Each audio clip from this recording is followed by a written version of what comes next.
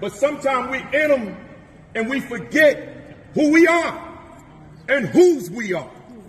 So I'm just reminding you today, knowing I got a flight, that you got to make sure that you bring Nessa. You walk in there, man, let me back up on this a little bit.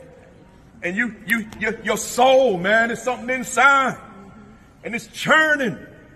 And you like, what's happening? But then you know what's happening because your soul is screaming out and it's saying, I am the number one determinant of the success or failure of my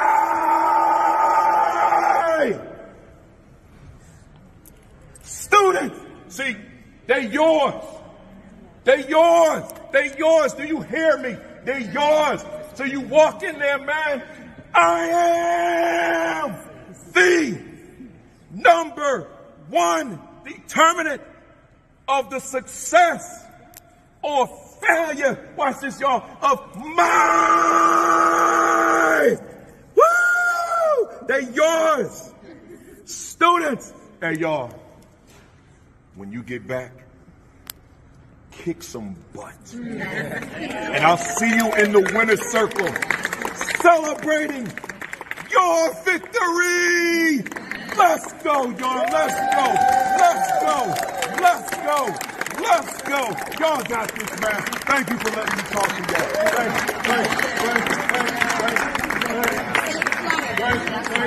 you. Woo! And we are live. Good morning. Good morning. Good morning. Good morning. Welcome to week 222 of the AP and New Principles Academy. Let me see who we got checking in, man. It's a lot of y'all. I'm going to go quick, man. We got Sharon Wright in the building. She said hello to myself and the Queen. She's in Baltimore. Sharon Wright. Oh, I just said that. We got, where we at? Mona Obamolak is in the building. We got AP Patrick Lawrence in the building. We got Dr. Rachel Edowekit down in Maryland. Constance Sherrod is in Mississippi. Andrea Davis is in Atlanta, Georgia. Rodney Richardson is in Hampton.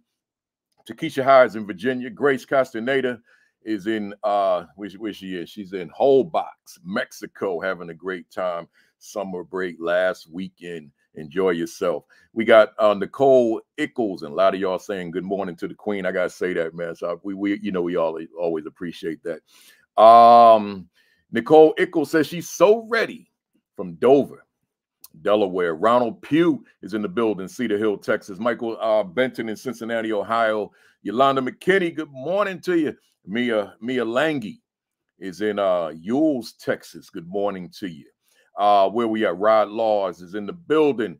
Dr. Demetrius Scott, my brother's in the building. Rod Laws, Dr. Rod Laws from Greenville, North Carolina. Dr. Roz Gaskins in the DMV is in the building. Where we at? Stacy Joy is in the building out there in Cali. Nancy Ruiz, she said 2 legends. Oh, man, I appreciate that, man. I appreciate you. We got Joanne Bailey Matthews in the building out there from Copperas Cove, Texas. Coach Central's in the building from Central Texas. We got Gian Poligiano down in Maryland. We got Farah Slamati, Ontario. Jasmine Harris is out in Cali. Good to see you early in the morning, you and Stacy Joy. Dr. Sheikah Houston, she was just taking care of business with Dr. Tammy Taylor over at Create and Educate. Y'all make sure you check that out every Saturday morning, Facebook Live at 10:30, and preceded by Sean Hurd at 10 o'clock, Facebook Live. Rashard Davis out there in Vegas. We got Farah Samadi. I already said that one, but good morning again. Rod Laws, Hotep. Good to see you, sir. Jacqueline Harriet up in Nova Scotia. If you missed our broadcast not too long ago, a couple weeks ago, check it out. We still on here on the YouTube channel. There's the wife, the queen of the castle, Kimberly Broughton Kafele. Coach Central is in the building. Terry Williams, I'm getting ready to shut it down, y'all, and get it started. Elevating education for MLs in Atlanta. Where we at? Where we at? Where we at? Where we at? Where we at? Where's somebody from Jersey, man? Where's my Jersey homies at? Kimberly O'Donohue is in the building. I Am Royalty is in the building. Kimberly O'Donohue is from Madison, Wisconsin. I'm getting ready to shut it down. John Hurix in Denton, Texas. Jean Broyles is doing big things with her business. Check her out on Facebook. She's doing big things. And here's Jersey, man. I'm getting ready to shut it down right here. LaKenya Rowland is from Jersey. Good morning to you. And I'm going to shut it down right there. And let me say formally to everybody, good morning. Greetings. Welcome to week 222. Can you believe that? This was supposed to be 18 weeks, y'all. That's it. Over. Week 222 of the AP and New Principles Academy. And let me tell you, man, I don't know how y'all doing, man. But if I could speak for me, what a week. What a week of travel, man. This is definitely beyond a shadow of a doubt the worst travel summer that I've experienced in the 13 years I've been doing this full time. You know, one of them nights I had to drive at 3:00 a.m. from Indianapolis to Louisville to catch a 7 a.m. flight to Atlanta, and then from Atlanta to Seattle, land at about 1 o'clock and be on that stage at 3:15 to do a keynote to 1,200 people. Character Strong conference, good time with them, and then so with that, sleep deprived all week and not eating dinner because you get in late and nothing's open except fast food, and I'm not putting that poison in me, so just go to bed starving and wake up and have a decent breakfast, that type of thing. But despite that, and I'm not going to get loud on this one, and I'll tell you why in a little while. I'm just going to let you know that despite all that, I'm still blazing. I'm still on fire. Right. I still got that thunder and that lightning in me, but I don't want to express it that way because of my monologue this morning. So we're going to keep it right there. But I hope that you all are feeling the same flames. Let me shout out real quick on this 222nd week. Fort Wayne Community Schools. Shout out to you, man. We had a great time talking to new teachers and leaders and counselors and caseworkers, community leaders, parents, etc.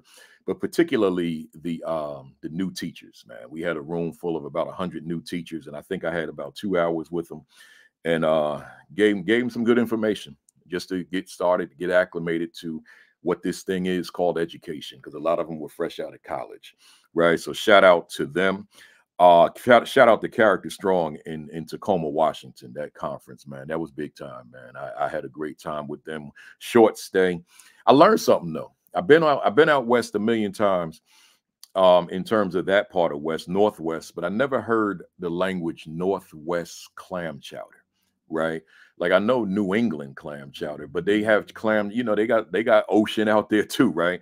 But they call it Northwest, and it was brown, right? But where I got it from, I mean, the clams, like you never had a spoonful without clams in it, because you can go to places, and I don't mind saying the name of this company. You can go to Red Lobster, right? They're going out of business soon anyway, and you can have like multiple spoonfuls of clam chowder. Ain't no trace of a clam in your spoon. It's just something that looks like milk, right? So so when you go to a place and it's like just chock with clams, you're getting the real stuff. So they call this Northwest clam chowder. I don't know if that's a thing or just the place where I was at, but man, I had 3 bowls of that, man.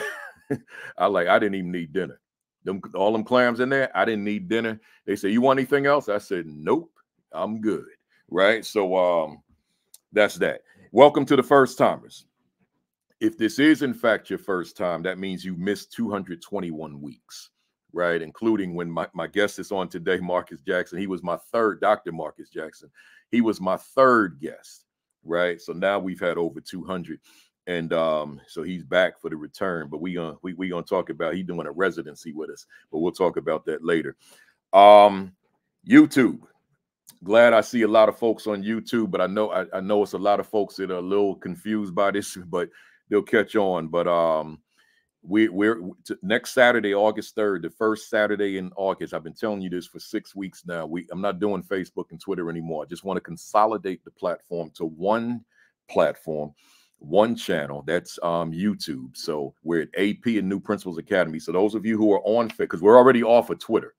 So those of you who are on Facebook, do me a favor, as they would say, do me a solid, right? And switch on over there to AP and New Principles Academy to engage in the live chat. If you have your phone or tablet, just simply use the link on my Facebook page, right? You'll see it. You'll see it right there. Use that link, the one I posted this morning, and you'll see at the top of the screen it says Open App. So when you're in the app as opposed to the website, then you can be a part of the live chat, right? If you're on a laptop or computer, this doesn't apply to you. Your live chat is right there on your screen. But if you're on a phone or a tablet, just use the link on my page, and then it'll say Open App, and then it'll take you right to the app, and then you can engage in the live chat if you're so inclined that you want to be on the live chat. But tell somebody, tell them to come on over here to YouTube. This is where we're going to be. This is our new home. We've been on YouTube forever, but we weren't on here exclusively. This is the new home. This is where we're going to be. And that way I don't have to worry about people on Facebook and Twitter coming on that really don't want to be on. And sometimes they get a little bored and they start putting insults on the channel and all that kind of thing, because it's when they scroll, it just pops up. Whereas here, if you're on now, that means you were intentional about being here, because you ain't scrolling and wind up on here. You got to be here. You got to make an extra click to be here. Right. So that enough there. Real quick, the books that coincide with this platform, this is the main one as far as APs, the Assistant Principal 50. So if you don't have a copy yet, just go to Amazon. Go right now. Just go on your other device and get yourself a copy. This is the biggest seller that I've ever written of my 13 that are published. This is the one. But then for the New Principles, because we call it AP and New Principles Academy, then I want you to get this one, the Principal 50. That's for you. I mean, it's for veterans too, don't get me wrong. And then for the rest of us in principal leadership, is my school a better school because I lead it? And then my fam out there who are aspiring administrators, the Aspiring Principal 50, meaning aspiring AP or principal. And then the newest one, the Assistant Principal Identity. And keep in mind that my new book that I wrote will come out in December. We tweaked the title just a smidgen. It's called now, What is My Value Instructionally to the Teachers I Supervise, right? So that's pre-order will be in October, and then it'll be out in December. So just keep your eyes open for that. And then lastly, make sure that you like and follow the AP and New Principles Academy Facebook page. I'll be active on that again in September. Every Sunday, I will write my written commentary that coincides with the Saturday broadcast. So I've been lax for a while, man. I need to take them Sundays down, because it's not easy being in my shoes, man. It's just a lot of running. It's a lot of working. It's a lot of speaking. It's a lot of administrative work. It's just a lot. It's a lot. It's a 24-hour job. So I got to take them Sundays down. It's not like I'm not working Sunday, but I just don't have time to do that writing. So that'll be back in September. I got a monologue for you, y'all. I told you I didn't want to scream, I'm on fire. I didn't want to do that today because of the nature of my monologue. And I'm not going to be long with it, but I just want to read what this was a post, a Facebook post, an Instagram post during the week. And I just want to read it verbatim. The title of it was, In No Way Should Sonia Massey Be Dead. Once again, in no way should Sonia Massey be dead. And I proceeded to write, as a speaker, I drive a whole lot of miles throughout America, which means I see a whole lot of state troopers and sheriff's officers on those highways. These are the times I see police officers most in my travels, not so much in cities and so forth, because I'm not in them. I'm go from the hotel to the venue and then back to the airport, that type of thing. So my time of seeing police is when I'm on highways, because I do a lot of driving of rental cars. So there's an uneasiness that I feel passing them, even though I'm not exceeding the speed limit. Why? Because of videos like the one I just viewed of the police killing of Sonia Massey. I don't use profanity on social media, but I do take the F word and turn it into a EFFIN. So I said, no effing way that Sonia Massey should be dead. No effing way. Shot in her head over some damn boiling water that was nowhere near the officer. And even if it was, so what, in capital letters. A 36-year-old Black woman dead at the hands of a police officer over boiling water that posed zero threat to his life. End of story. That was my post.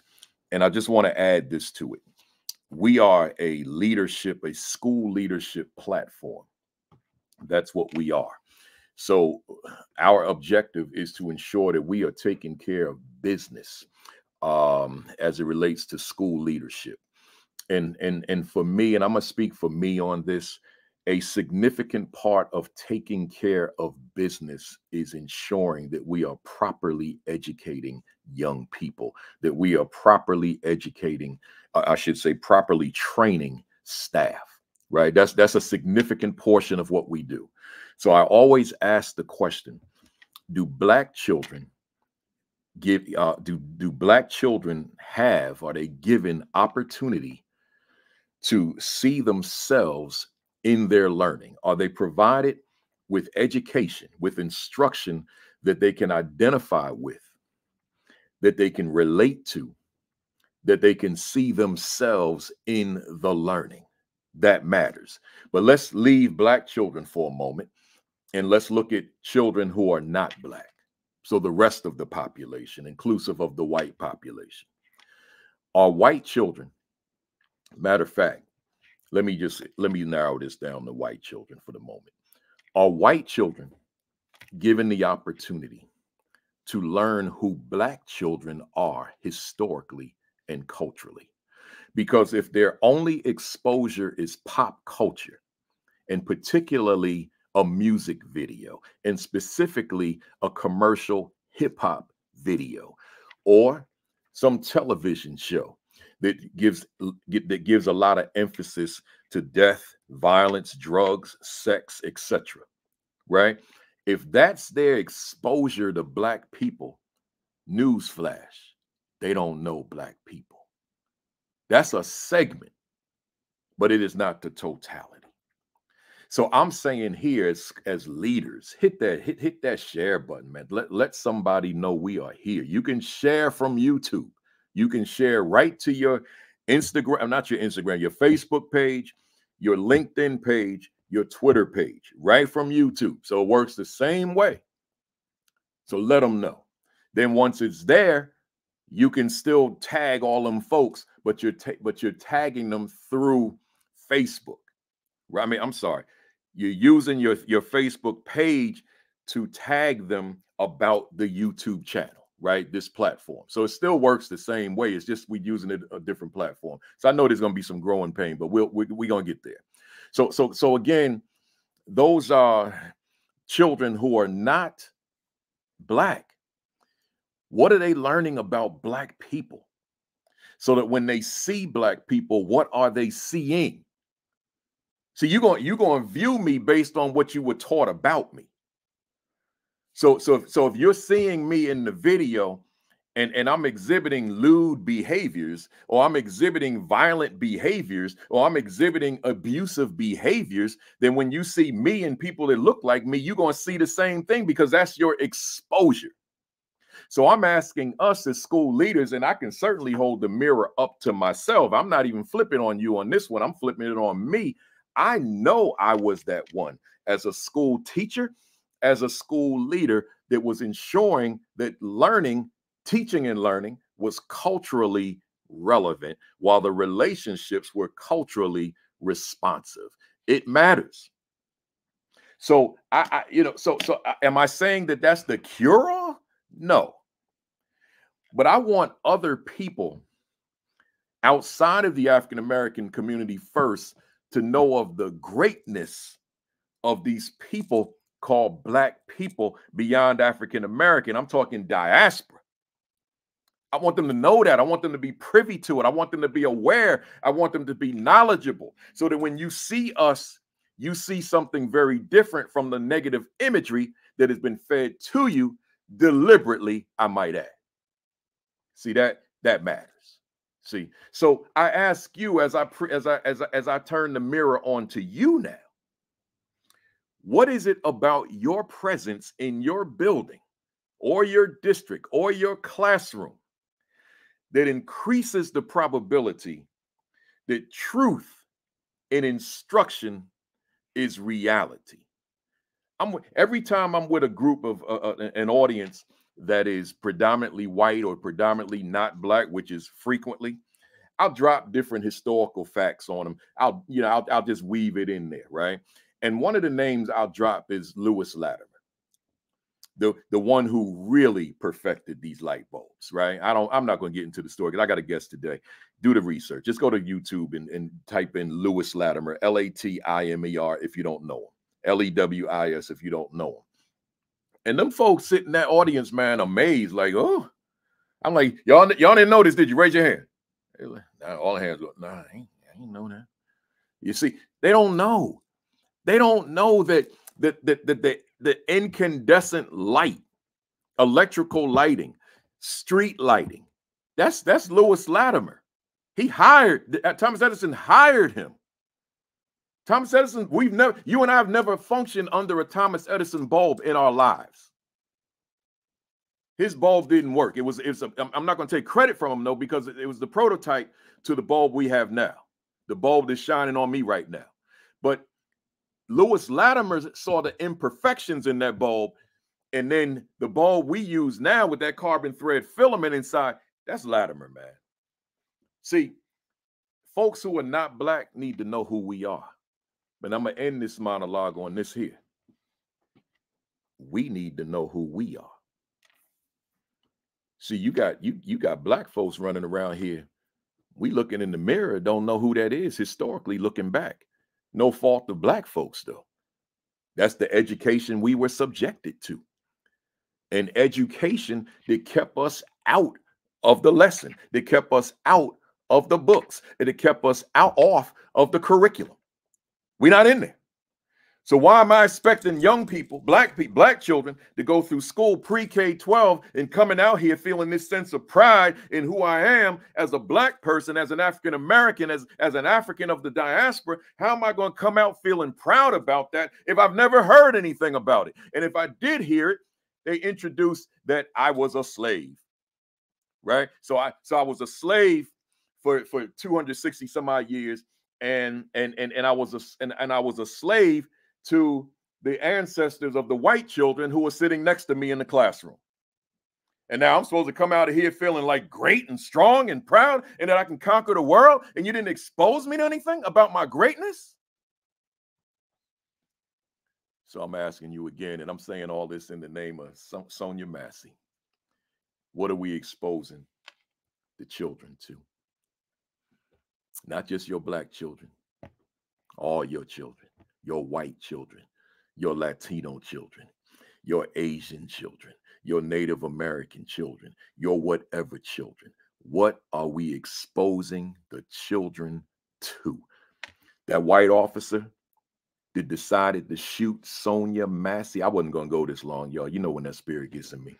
That white officer who decided to shoot Sonia Massey in the head. My understanding is the bullet went in her eye, right? Because the water was boiling. Are you telling me that you killed a black woman because some water was boiling? See, in the context in which I just shared information, and I'm not sharing this as a cure-all.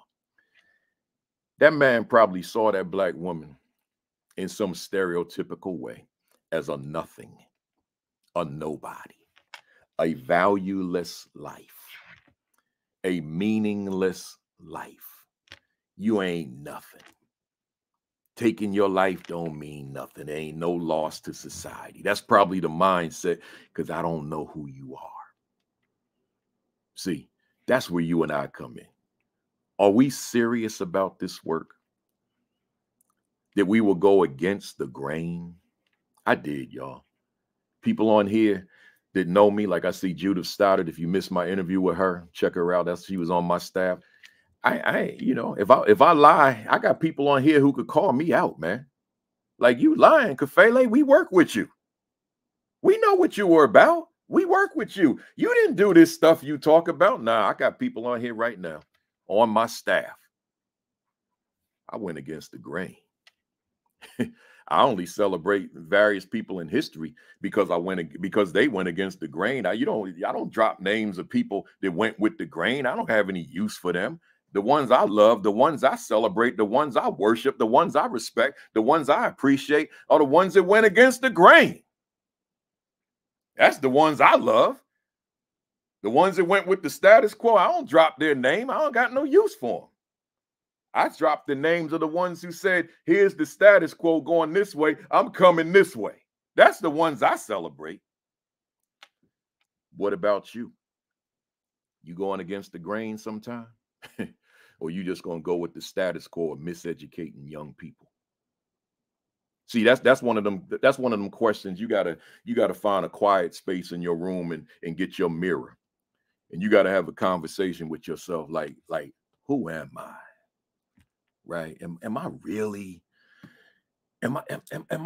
who I think I am? Right? What's the evidence? See, we got to have them conversations. Like, do I really matter? Does my presence really effectuate change for children, in this case, Black children, brown children? Like, if I was gone, does it matter? If I left, would my absence be felt?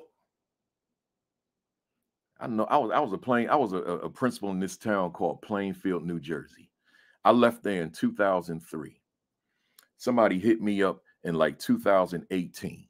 They said, do you realize that all the quotes that you wrote, that you posted, in other words, they had quotes all over the hallway that I wrote. They came out my mind. I don't use quotes from famous people. I'm smart enough to write my own quotes, right? I ain't never going to use somebody else's quotes. I'm smart enough to come up with my own quotes. So I put these quotes all over the hallway. They hit me up in 2018. Do you realize them quotes are still on the wall? What? Yeah, they still on the wall, Kafele. Your legacy is still in that building. Oh my God. See, what you leaving behind? One of them quotes said, when the history books are written 100 years from now, what will they say about you? See, I ain't got to go get somebody else's quotes. I got my own. It said, when the Black history books are written 100 years from now, what will they write about you? That's a whole lesson, y'all. That's a whole lesson. Look here, y'all. I got a guess. I got so much more I can say about that. I'm going to end it right there because me and my guests got a whole lot to talk about. Hit that share button, man. We on a Facebook folks, man. I should start calling your names, but I won't do that. Get off of there. Join me over here on YouTube, right? Join me over here on YouTube, AP and New Principles Academy. And you can go to the live chat on your computer.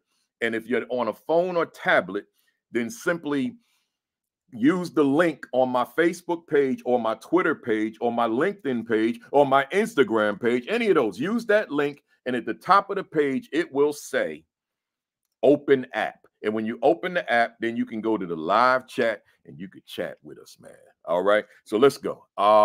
Hey, Doc, I'm ready for you. So let me get my guest up here, man. He waiting in the wings. I got to change that background, man. Look at that. Isn't that ugly? Where we at? Here we go. Yes. Hey, man, I appreciate you being patient. Good morning to you.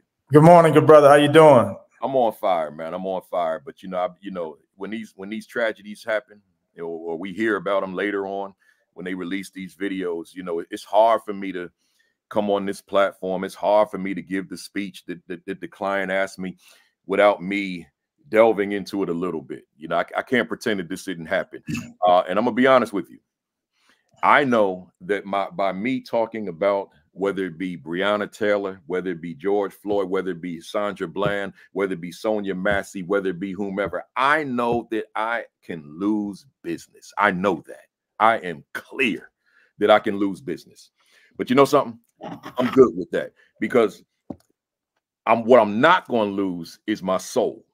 Right? I'll lose some business, but I ain't going to lose my soul, and I'm not going to lose my connection with my maker. So if I lose business, my maker will make room for me. So I'm not worried about that, right? So with that said, hey y'all, I got the incomparable the dynamic, the extraordinary Dr. Marcus Jackson in the building. You better tell somebody.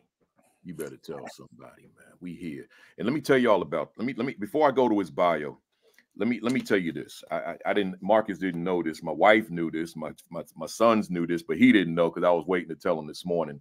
I said, I can't. He has this. He's written 6 books, but this one right here, this they're all special, but this something different. This something different from probably anything I've read in leadership. And I said, I can't do this justice in one sitting today, right? One session. I can't do it justice. So I said, let's do a residence. So my calendar, as far as my guest, is booked until next April. But I said, beginning the last Saturday in April, let's come back, just you and I, every last Saturday until we finish this book for the next 9 to 12 months, starting in April. Last Saturday, Dr. Marcus Jackson will be in the building as we break this down, because there's too much information in here that y'all need to be exposed to. Look at the title, Essential Systems, right? And that's the word right there, systems. Let me say it one more time, systems, essential systems for school success, right? So that's where we at here. So, but we got a lot of ground we're going to cover today. So let me get to the bio. Dr. Marcus Jackson is an internationally recognized educator, professional author, and expert in curriculum instruction and school administration. His 20-year career is distinguished by increased student achievement and school improvement. He served as a principal at all levels, director of curriculum and instruction, chief of secondary schools, chief academic officer, and chief student services. Also, he has served as adjunct professor at Clark Atlanta University and is the CEO of Jackson Educational Consultants. He has written several articles for various publications on leadership and school improvement. He's been the recipient of several awards, including Teacher of the Year, Early Leaders in Education Award, Principal of the Year, Community Servant Award, and recently the recipient of the Dr. Martin Luther King Drum Major for Justice Excellence in Education Award. He's the author of 6 books on educational leadership and 2 children's books. He believes in the power of collaboration, continuous learning, hard work, celebrating progress, and supporting principals and teachers to ensure that each child receives a world-class education. And that's his short bio. There's so much more to the man that's on the screen with me right now. Let's jump into it, Marcus. We got a lot to cover. You know, you were my guest 3 years ago, and the date was actually August 21, 2021. And my question to you, I got a 3-parter here. In what ways, as an educator that you can recall, have you grown over the 3 years since the last time you were on this platform? Principal Kafele, if you don't mind, before I jump into that, before I answer that question, I have to say kudos to you. Yes, out of these 222 days, days on this platform, yes, I was your 3rd person on. But I remember when this idea came up. Yeah. We was in our think tank, me, you, Dr. Chester, I think Dr. Chika Cool was there as well. And you was terrified to do this, man. To go virtual. I mean, to go Zoom and all that stuff. You were really, I've never seen you that upset and that frustrated.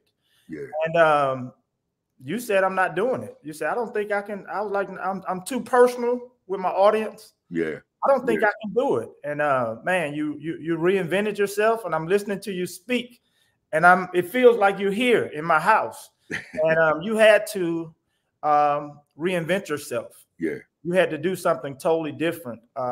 People see this platform, but they don't know what went on behind the scene and the mental shift that it actually took for you to get in front of this little computer screen when you're so used to getting in front of others. That's so right. The way you evolved has to be commendable. And I just wanted to take a minute to actually have your audience to recognize what exactly went on behind the scenes with that, man, because you have an option. You can either evolve or dissolve. That's right. And you chose to evolve. So kudos to you, man. I appreciate you. Yeah. Appreciate you. Yes, sir. Thank you. Man, so, one more time, a question. Yeah. So given the 3 years since you were on here, obviously I see you every week, but given the 3 years, how have you grown? Man, in what ways have you grown over 3 years? And what's that thing that may stand out over everything else?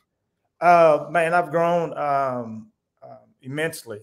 In the words of Marvin Sapp, I'm stronger, I'm wiser, and I've been able to bring our ecosystem together.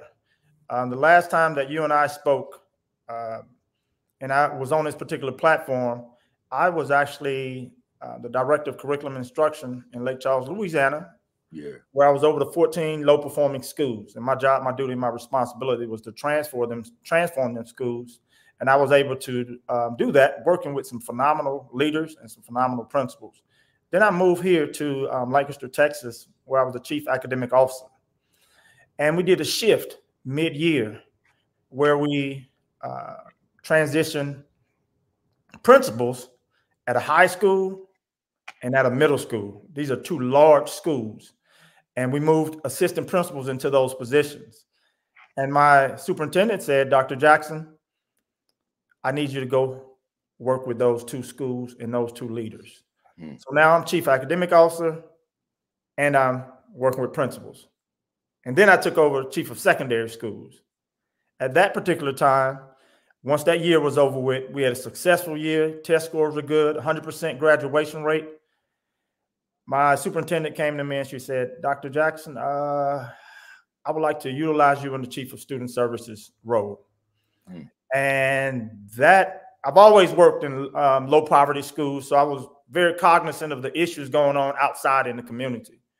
But in the chief of student services role, now I was responsible for not only as a principal, the curbside to the classroom, but now I was responsible for the community, the curbside, and the classroom. I was responsible for it all.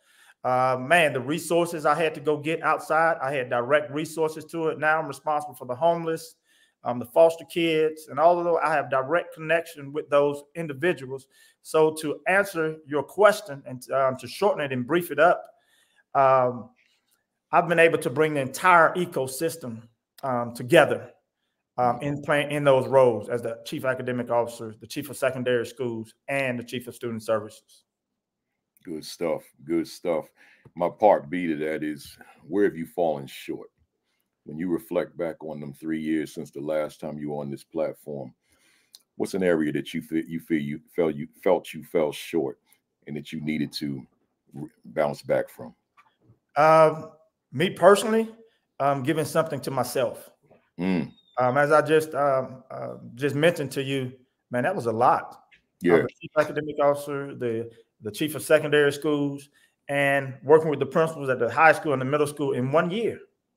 And I was stretched. So after school, as a principal, I would go to the central office and I would stay there till 7 o'clock. And I did that from November until the end of the year. Now I'm taking better care of myself mentally, physically. I do CrossFit three times a week. Wow. And I'm always preaching to everyone, take care of your social, emotional health and your mental and physical wellness. But I realized I wasn't doing that myself. And it was no way I can maximize my potential and have others reach their optimal level if I was not at my optimal level. And now I'm like a well-oiled machine. Love it. Love it. And lastly, on that question, what is it that you haven't accomplished yet, but in your soul, you know that this is on the horizon? It will be on your resume one day, but you haven't accomplished it just yet. Anything that you'd want to share publicly? My superintendency. That's my next stop. Superintendent. That's actually my next stop. I've actually been in finalist before, but I actually think that's my next stop. As I stated to you, I've pretty much done it all in the district, except cutting grass. I've actually driven a bus, but with the exception of cutting grass, that's the only thing I haven't done. So that superintendency piece is my next stop. You know, when you said except cutting grass, you took me directly to my speaker role, and I'm big on intros when you're doing them keynotes. And what an amazing thing for you to be able to say to an audience, because you're a speaker, that I've done everything, including cutting the grass. Yes. Yeah. That's like the audience at that point. They're yours. You don't even have to give a good speech now. I'm gonna get my maintenance guy in now real cool. I'm gonna get my maintenance guy now. I'm gonna get on one of those machines. Yeah, ride on the tractor, man. Gotcha. Hey, I want to go back to your years in your principalship. We're gonna get to the contents of this book, but I just want to give us. I just want the people to get a sense of you. They know you because you a Facebook superstar, but I want them to get a sense of you on this platform. So you served in various capacities, and I just want to reflect on you when you were principal. If you can recall, because it's going back some years, but I'm sure it's in your psyche. What are those top three in your mind? Those top three qualities of Dr. Marcus Jackson's leadership that made you the effective leader that you became? And I'm asking you this because I want the fam out there to embrace whatever they are. Number one, my best quality was I was able to bring the staff together. Regardless of their differences, things that was going on, I was able to bring the staff together. And of course, I'm going to demonstrate how I did that through this book. Secondly, I was able to give hope to the hopeless child. I was able to give hope to the hopeless child and inspire a child. You've actually seen me in action at the elementary, the middle, and the high school level. And I really leaned on you when I went to that high school level, man, and I had those 8 functioning games, and I was bouncing ideas off of you. Man, what do I need to do? Man, we're having a fight. We're having 3 or 4 fights every time Classic changes. How do I navigate through that? But I was able to bring and inspire those kids. And most importantly, I was able to reach the parents, and get those parents involved in school in some capacity. Even if that's simply just supporting the teachers. And I found out that many of the parents were literally afraid of the school, whether it was a language barrier, where the failures and the issues that they had in school and the preconceived notion that they had about the principals and the teachers. And I was able to erase all of that, no matter what community I was in. I remember in one of the poorest communities in Atlanta that I was actually in, I actually did a survey. And I found out that many of our parents wanted to have their PTA meetings in the morning. In the morning. So we had our PTA meetings from 9 to 10 in the mornings. That is usually done after school. Yeah. And I always had about 70 to 80 parents come in that morning time from just surveying those parents in those very poor communities. When can you get to school for this PTA meeting? And about 85% of them say, if you do it in the morning, I'll be there. Wow. We made that happen. Wow. Good stuff. You know, before I go to this next one, to the fam out there that just tuned in, this is my last Saturday on Facebook. We're already off of Twitter. I see a lot of Facebook people on here. Do me a favor. Switch over to the assistant principal, the AP and New Principals Academy. Just get off of that Facebook for me so that I can gain a sense. I'm a numbers guy, I'm a data guy, and I can gain a sense of my real numbers. So if you're on Facebook right now, switch over to AP and New Principals Academy on YouTube, right? If in terms of the link, I put a link on my Facebook page on all my platforms. So you can go right there and see it. You can click it and you'll be right there. Or you can just go to the channel yourself, AP and New Principals Academy. But this is the last week on Facebook. So I just want y'all to get accustomed to us being on YouTube. And then if you have a phone or a tablet, just click the link and then click open app, because you got to be in the app to be on the live chat. You can't live chat if you're not in the app. All right, so go on over there to YouTube for me, because there's a whole lot of y'all looking at me from Facebook, and it's the last week, and I don't want you to come on next week talking about, oh, he must not be on this week. No, I'm on, but I'm on YouTube. So go on over there, y'all. Hey, Dr. Jackson, and you know, Doc, I call you Marcus, but when I'm on here, I don't call anybody with a doctorate by their name. I call you Doctor because I use you as an inspiration for someone who is slacked off their working on their dissertation or their coursework, whatever it is. So, you know, you recently, there's a post you put up there that I found rather intriguing. You were having a conversation with seniors in your district, and you were discussing things that you just wanted to address relative to not only who they were as students, but who they were as human beings. And you wanted to just share some vital information with them moving forward. But the lights went out in the auditorium, and you had hundreds of seniors in the room. So the lights went out, and I want you to pick up from there. What happened after the lights went out and you got an auditorium full of young people, in this case, seniors? Well, the lights went out, and I actually stopped talking. And of course, when the lights went out, I was actually anticipating a group of 17, 18-year-olds to be in a frenzy, to make noise. But to my surprise, it was very silent. And right before the lights went out, I was speaking to the young kids about how the effect of social media had on them. And what really got their attention and total silence is I was talking to them about how they are searching for likes, whether that's on Instagram or Snapchat or whatever that is. They're so in tune in TikTok. They're wanting likes so bad because they're lacking love. And it got silent. And then the lights went out. And someone said, Dr. Jackson, continue. And I said, we don't have any lights. And one of the students took his cell phone and he turned on his flashlight. And he said, you have light. And another student turned on their cell phone, and another student, and another student. And the stage was bright for me. And they said, proceed. You have light now. And that sort of reminded me of the kids that we actually deal with, and how we have to be that light. And even if the light goes out, a small light from something as small as a cell phone is all our kids need to reach their optimal level. And then I realized I've been that light for so many. Principal Kafele, you've been that light for so many. Many individuals who are on this platform, they have been that light. And as we approach this 24-25 school year, I challenge you to be that light, because our kids are coming in from a dark world, and they've been exposed to so much, and all they need is that one light. And it starts with the educational leader. That's a powerful story. It's powerful because, you know, who knows? In some cases, kids may have gotten loud, right?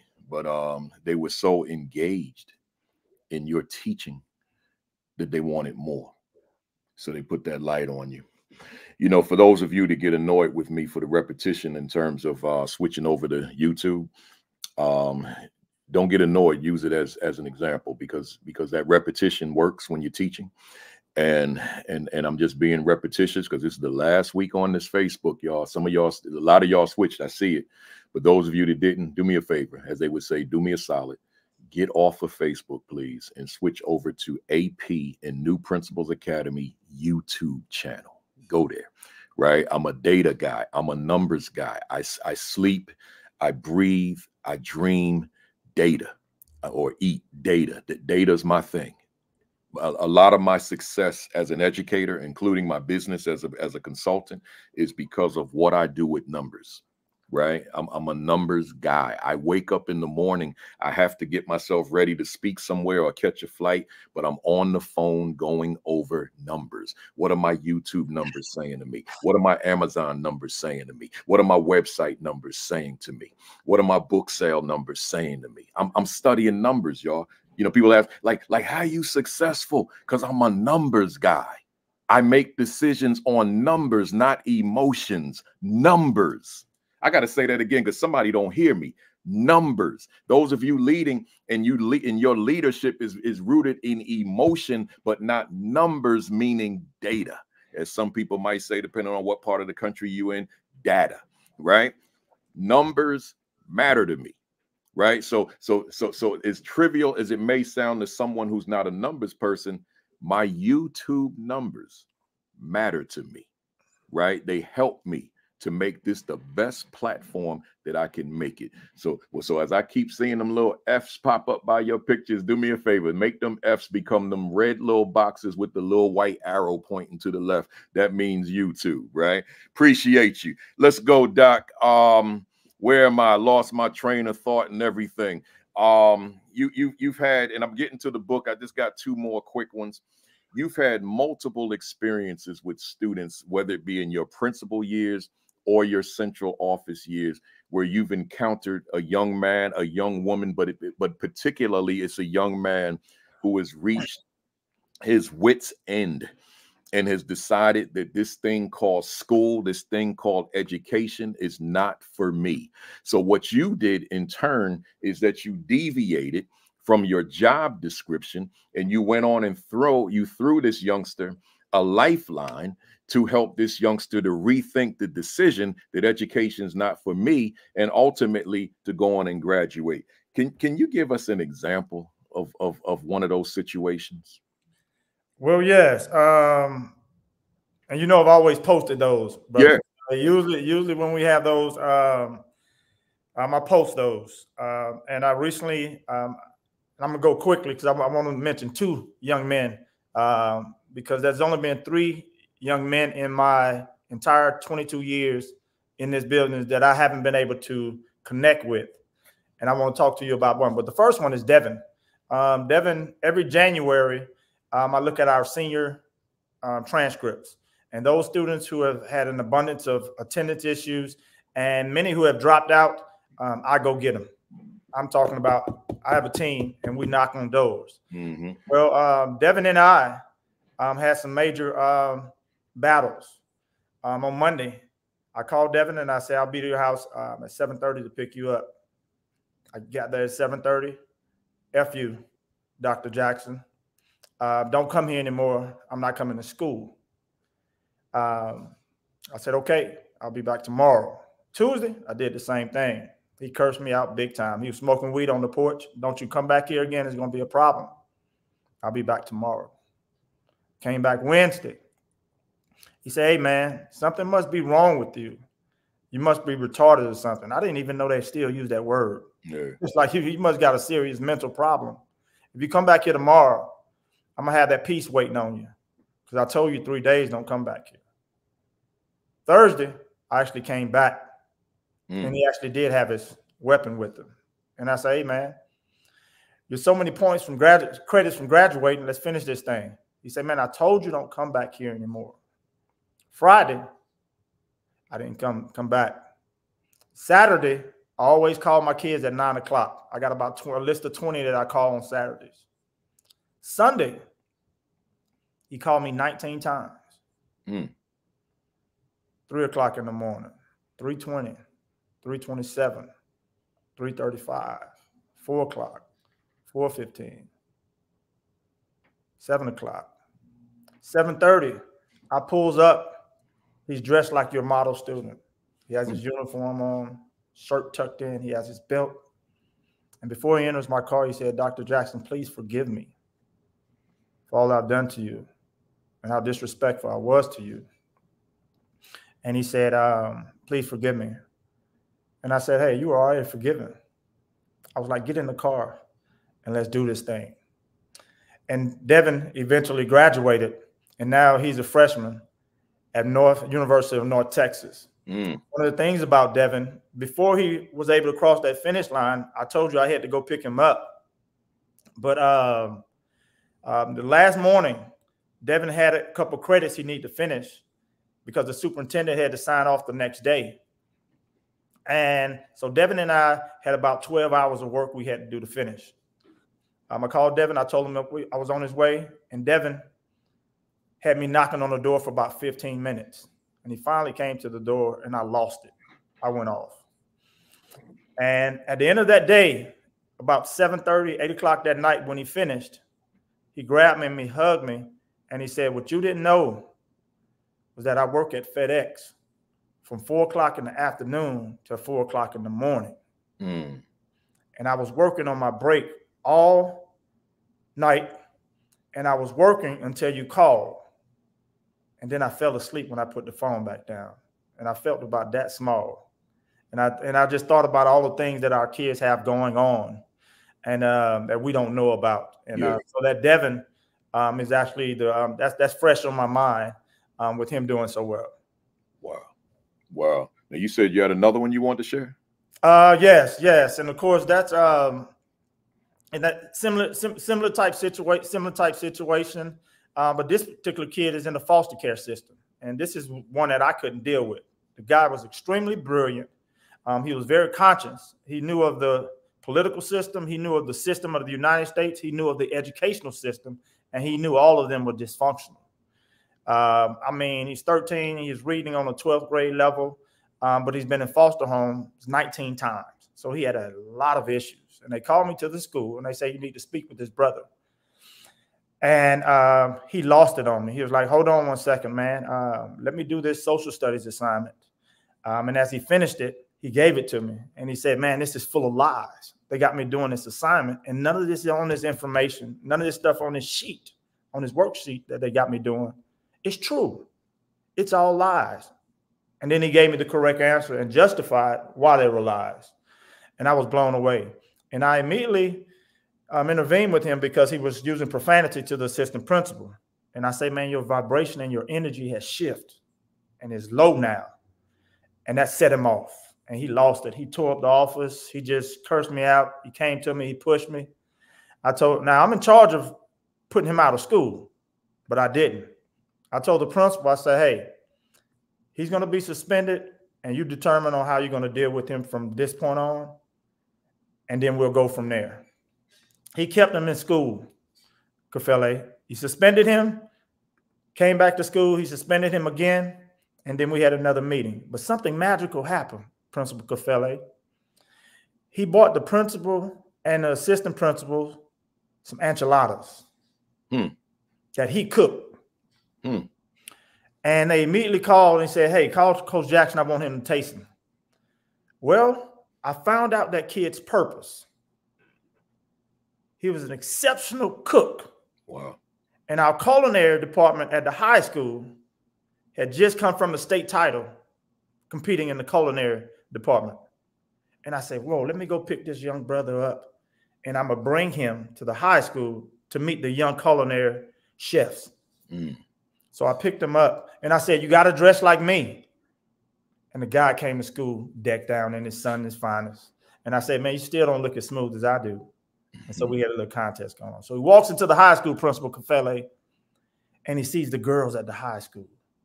And he was like, oh, my God, Dr. Jackson. Oh, my God, they're in front of me. They're behind me. They're to my left. They're to my right. I was like, hey, stay focused. Yeah. Then we went to the culinary arts department, and they were blown away. And he immediately got into the program. And at that time, I was able to connect the content to his purpose that I found.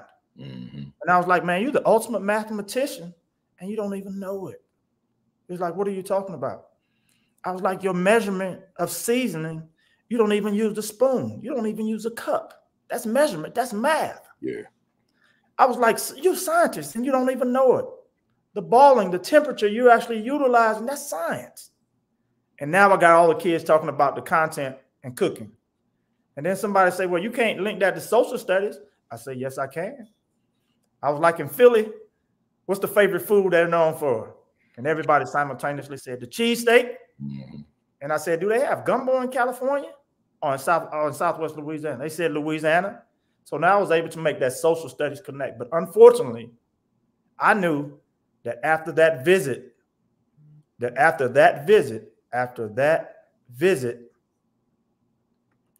was on a Thursday, but I knew the Wednesday of the next week, the parent, because several weeks ago we had those issues with him, that child had to go back into the system because that parent was putting him back in the system because the first 2 weeks, but I had him, but that crushed my heart. Yeah. One of those stories. Yes. Yeah, I bet it did. That's powerful stuff. I'm looking at the chat. and is resonating with a lot of people. So, you know, good stuff. I wanted to get that on there because I want to make sure that we get some of you before we get to this content. So let's go to it. For those that checked in late, Dr. Jackson is the author of 6 books, with this being his newest, Essential Systems for School Success. And I'm putting a heavy-duty emphasis on the word systems. So this is the time. Call somebody, y'all. Text somebody.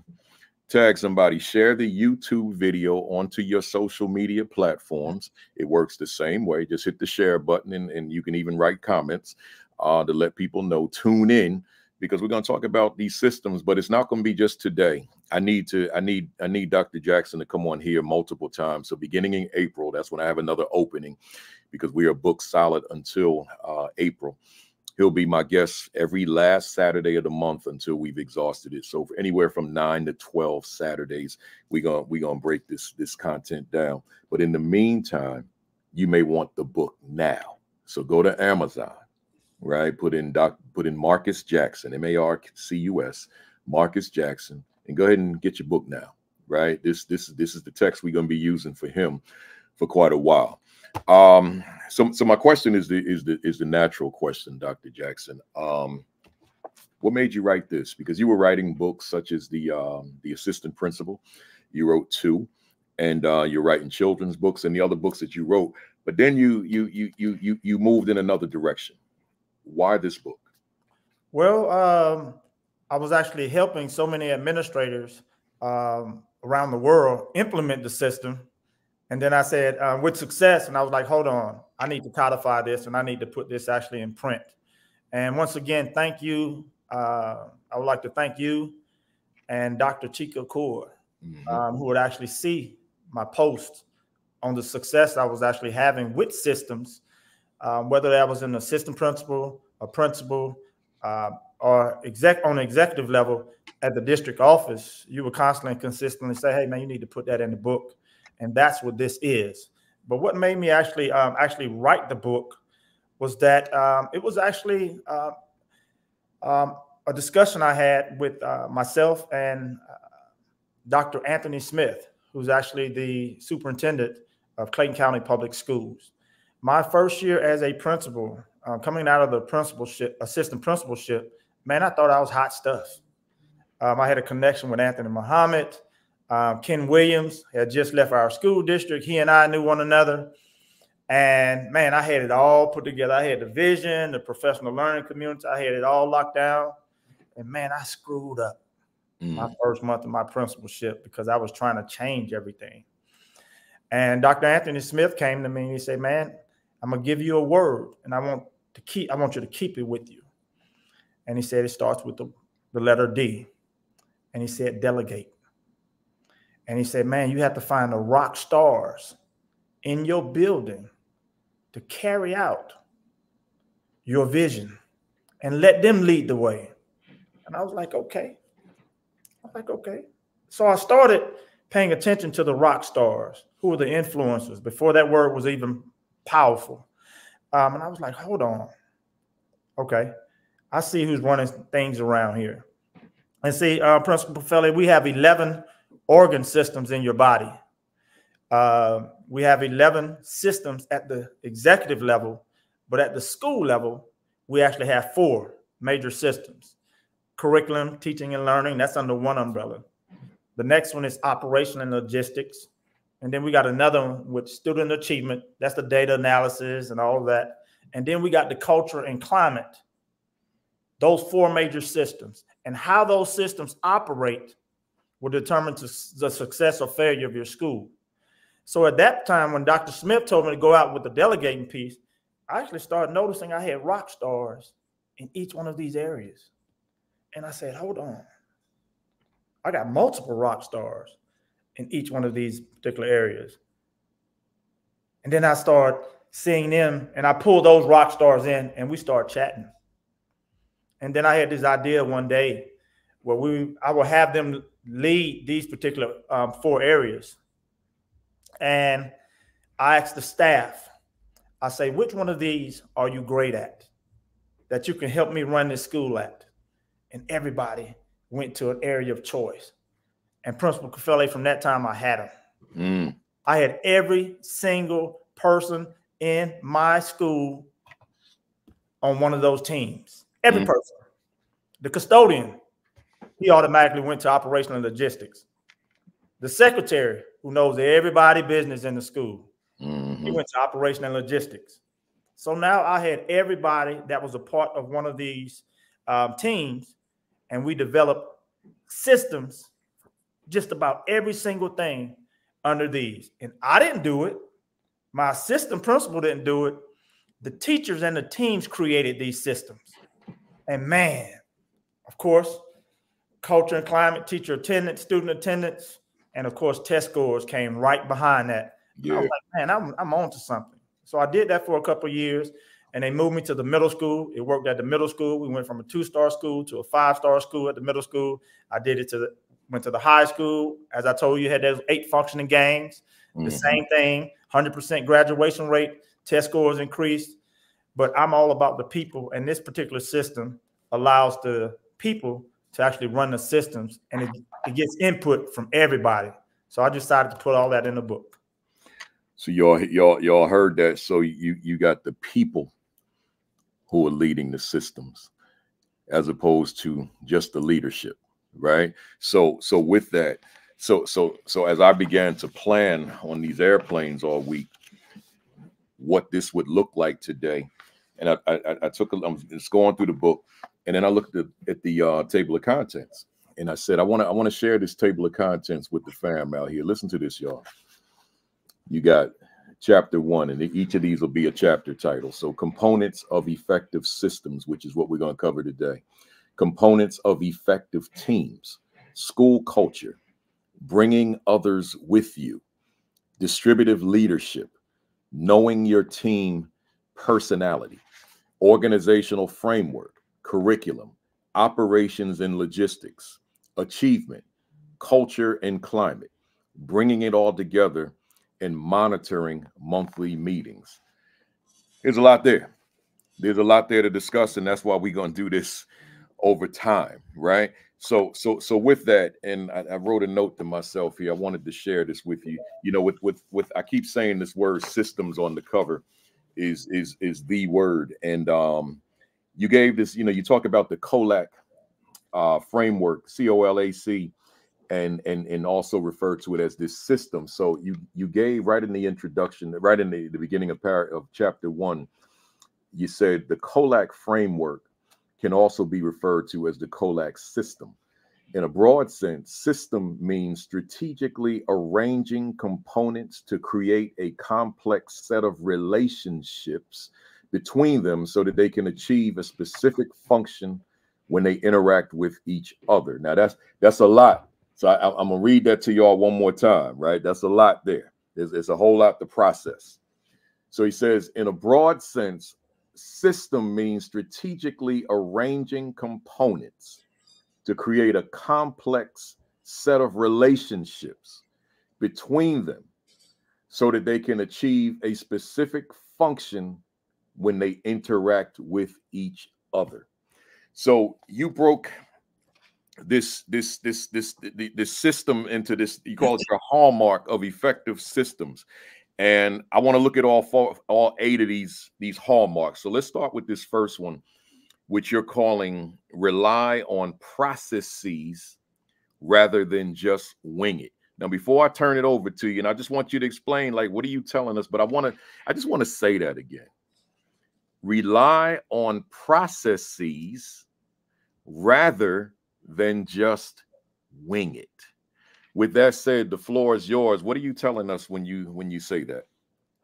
And real quickly, before I jump in on that, Principal Cafele, to actually sum up what you actually read before you asked that question, let me put that in simple terms. Everybody in the building has a nickel, a dime, or penny to contribute to the success of the school. Depending what that is, somebody's going to have depending on what that is, rather, somebody's going to have a dime to contribute. Somebody may have a nickel. Somebody may have a penny to contribute to the quarter of success. of that particular school. So that's pretty much, I was just being real fancy with words, but that's just to sum it up. Yeah, no, that makes sense. Yes, but in regards to relying on the process, we're in a generation where everybody wants everything quickly. Everybody wants to turn around the school. This principal, Kafele, just took over the school. He started in August. When we get our mid-year assessments, they want to see astronomical growth. That's just where we are right now. So nobody likes to stick with the process. And what really made me write this particular piece and actually labor it, number one, was that doing school turnaround, it is simply that, a process. And that process is painful. It's very, very frustrating. And it can have you totally exhausted. And we don't like to stick things out. So you have to stick with the process. When I went back to Louisiana to turn around the 14 low performing schools, if anybody is cognizant of the TAP process, was part of the TAP process. We were a TAP school district that was part of the turnaround process. So as I delved deeper into that particular process, I was like, whoa, okay, we got to implement this. We got to implement this. We got to do this. And then we got to do this. And then we got to do this. And then we got to do this. Whoa, that's a lot. And then I'm thinking about the human components that's actually attached to that, and the frustration, the anxiety, the pain that's actually affiliated with that. So I would always have to constantly tell the team, the teachers, the principals, the assistant principals, the instructional coaches, the district level folks to hold on, stay the course, is what I kept saying. Stay the course, stay the course. So about January or February in year one, we start moving. We start moving. We started implementing those short cycle assessments, and our students were growing. And then we had momentum. And we just kept ascending from there. One of the things that actually came out during that particular process was what I call our cycle of academic excellence, which is a system that was actually put in place. And that consisted of 6 components. Lesson planning.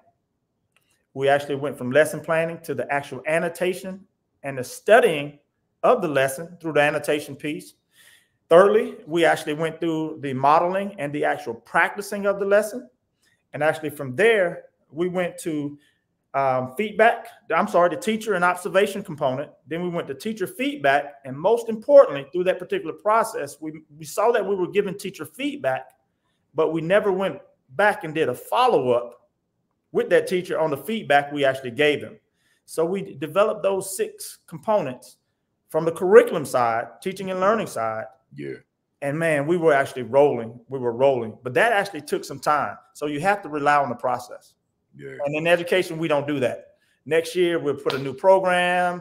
Okay, next year we was Read 180. Then next year we're going to do IXL. And then next year we're going to do something. Man, we're all over the place. Winging it. Yep, winging it. Yeah. I got a follow-up for you, but before I give it to you, I'm still seeing them Facebook Fs pop up in my feed. Hey, somebody out there, if you're on Facebook, do me a favor. Get off of there, please. Switch over to YouTube for me, AP and New Principals Academy. You can use the link that I posted on Facebook or Twitter or LinkedIn or Instagram, or just go right to it. Go to YouTube, put in the search AP and New Principals Academy. I'm phasing off of Facebook, so there shouldn't be too many people there right now. But if you're one of them, do me a favor, switch over to YouTube.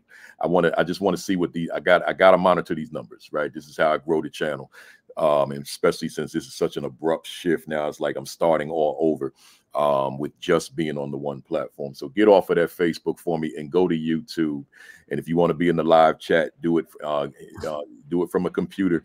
But if you want to do it from your phone or your tablet, then when you use the link, it should say Open App at the top. Click that, and then you can live chat with us, right? That's how that works. And then you can share the video back to your Facebook, your LinkedIn, your Twitter page, because that option is there. Click share and then go ahead and share it back. help a brother out, because as you help me out, then we can help out the world as it relates to leadership, because that's what we're all about. So let me keep going with that same hallmark, Dr. Jackson. You said rely on processes rather than just wing it. I want to take what you said and I want to narrow it down to an individual. So there's a new principle on here right now. I don't know who this person is. It's abstract, but I know that this person is either on with us live or we'll see this later on. And this new principle came from a very substandard AP experience, right? So they disciplinarians, lunch duty, cafeteria, all that kind of stuff. So now here they are, principal, and it's overwhelming, right? In fact, the individual is probably questioning if this is really what I want to do with my life because it's so overwhelming. So at this juncture, this person probably is winging it big time right now because the person has no background in leadership. So now I'm doing something that I know nothing about. So I'm winging it, but I'm also living my life through trial and error as this new principle. What I want to ask you, given that I'm certain that this person is on right now, what advice do you have for this individual who is living leadership, winging it right now in real time, so to speak? Two things. First, you spoke about data, and you're a numbers person, and you actually stated, and I quote, you can't lead, don't lead with emotion. And I'm not pushing back, but I'm actually going to take it to a different level. Yeah. And as educators, we're strictly taught in all the classes to focus strictly on the cognitive domain. That's it. We strictly cognitive, the numbers, the data. That's the first thing we want when we become a new principal. We want to look at the test scores. Let's see where we're at. I challenge that new principal to start with the affective domain, with the people. And don't make the mistake that I made, going in, trying to wing it and do everything in isolation with myself, with my assistant principal. And then I extended it to myself, my assistant principal, and I had a few people on my leadership team. We wanted to put it all together. But I gave you an actual example on how you have to reach out and find the experts in those particular areas. There are 4: curriculum, that's teaching and learning; operational logistics, data analysis, and culture and climate. You have to deal with those first.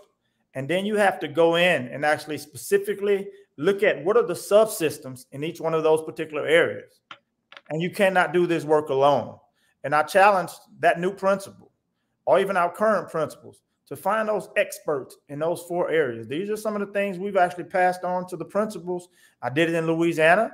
I did it here in Texas, and it's actually utilized around the country. And actually even some administrators in Canada are utilizing the system as well. So you have to have systems in place. You can't just wing it. Can't just wing it. Those systems matter, and that's why when you think about the title of this book, Essential Systems for School Success. I can't do this one. There we go. That word, systems. That's the word. There's these 8 hallmarks, and there's the second one: employ beta testing. What are you telling us here? Beta testing is simply field testing. It's simply field testing. It's actually before you roll out any initiative or implement anything with change, and people don't like change. You have to go through that process of beta testing to actually find out how do people feel about the change. And I have 4 steps that I actually go through when there's any new idea or any new initiative I want to put in place. First, I bring it to my assistant principal. I bring it to my assistant principal and I say, hey, what do you think about this? Because our thought process is totally different than those individuals on our leadership team, than our classroom teachers. We have a total different thought process. Rolling through our head is school law. What effect is this going to have on the principal? Are we going to be out of compliance from a district level? Our thought process is totally different. So I bring that to my assistant principal and I say, hey, what do you think about that? And we chew on it. And I bring that information from myself, from my assistant principal, and I bring it to my leadership team. And I was like, what do you guys think about this? We found out something new. Oh, we didn't even think about this. And then from there, Principal Kafele, I actually bring it to what I think the most important people, which people skip over. I bring it to a group of students, my little student group. What do y'all think about this? How do you feel about this? And then, contrary to your belief, your students will give you exactly what you need to have to help them. Quick example of how this process. We were implementing some short cycle assessments. We were trying to figure out when we were going to have time to actually implement these short cycle assessments. And did the thing with my principal, my assistant principal. Boom, he found the time. We took it to our leadership team. Boom, they figured out which time of the day, because the time of the day my assistant principal had wasn't the best time of the day. They wanted to do it early in the morning, which was perfectly. My assistant principal wanted to do it after lunch. Well, you got the students' best attention between 7:30 and 11:30. After that, things are usually down here after lunch. So we cleared that part. Then we brought it to our teachers. Our teachers said, okay, this is great, but let's do it electronically. These are our tech savvy people. Tech savvy people say, okay, I can put this in electronic form and we get the results back immediately. I was like, cool. And then I wanted to bring it down to the students. During our short cycle assessment, these are for our most challenging students. Oh man, they loved it. And they said, oh my God, it's only a small paragraph. Well, if I'm trying to get to see if the kids know key details, I don't need 12 paragraphs. I need one smaller paragraph. And then I ask the kids some qualitative questions. What is it you like about it? They say, well, you know what, Dr. Jackson? It's some small passages. It makes me want to try. It makes me want to try because it's not overwhelming. Now, these are some third grade kids that I'm field testing. And they was like, man, and then it's short. It's only 5 questions. Dr. Jackson, I only got 2 right. Can I take it again? I was like, no, we got some lessons for you. Tuesday, Wednesday, and Thursday, we're going to take it again Friday. And so I went through that process, beta testing, before we actually even rolled out those short cycle assessments. That beta testing sounds powerful. Let me give you this scenario, and I want to see where you go with it. So I'm principal of a school. I'm somebody out there that's watching right now, or I'm AP, because I don't want to lose sight of the assistant principals out there. So for this, so that I don't go back and forth, let me be principal on this one. I'm principal, and the morning sessions before lunch are very smooth. Teachers are taking care of business. Instruction is occurring at a high level. And then the lunch periods begin, and we've got 3 at our middle school, so 1 per grade level. So the lunch periods begin, and that afternoon, after those 3 lunch periods, let's call them 4, 5, and 6, or 5, 6, and 7, whatever it is, now the afternoons are somewhat chaotic. And a lot of it's because of that interruption called lunch and the process of going to the cafeteria, the processes within the cafeteria, and then the process of exiting the cafeteria. So the principal says, we are going to implement a new system beginning Monday from the start dismissal at the end of that period before lunch all the way to how we close out the last lunch period. In the context of everything you just said about beta testing, what would be your advice to that principal about the implementation of a new system to ensure that the lunch periods don't create a breakdown in instruction for the duration of the school day?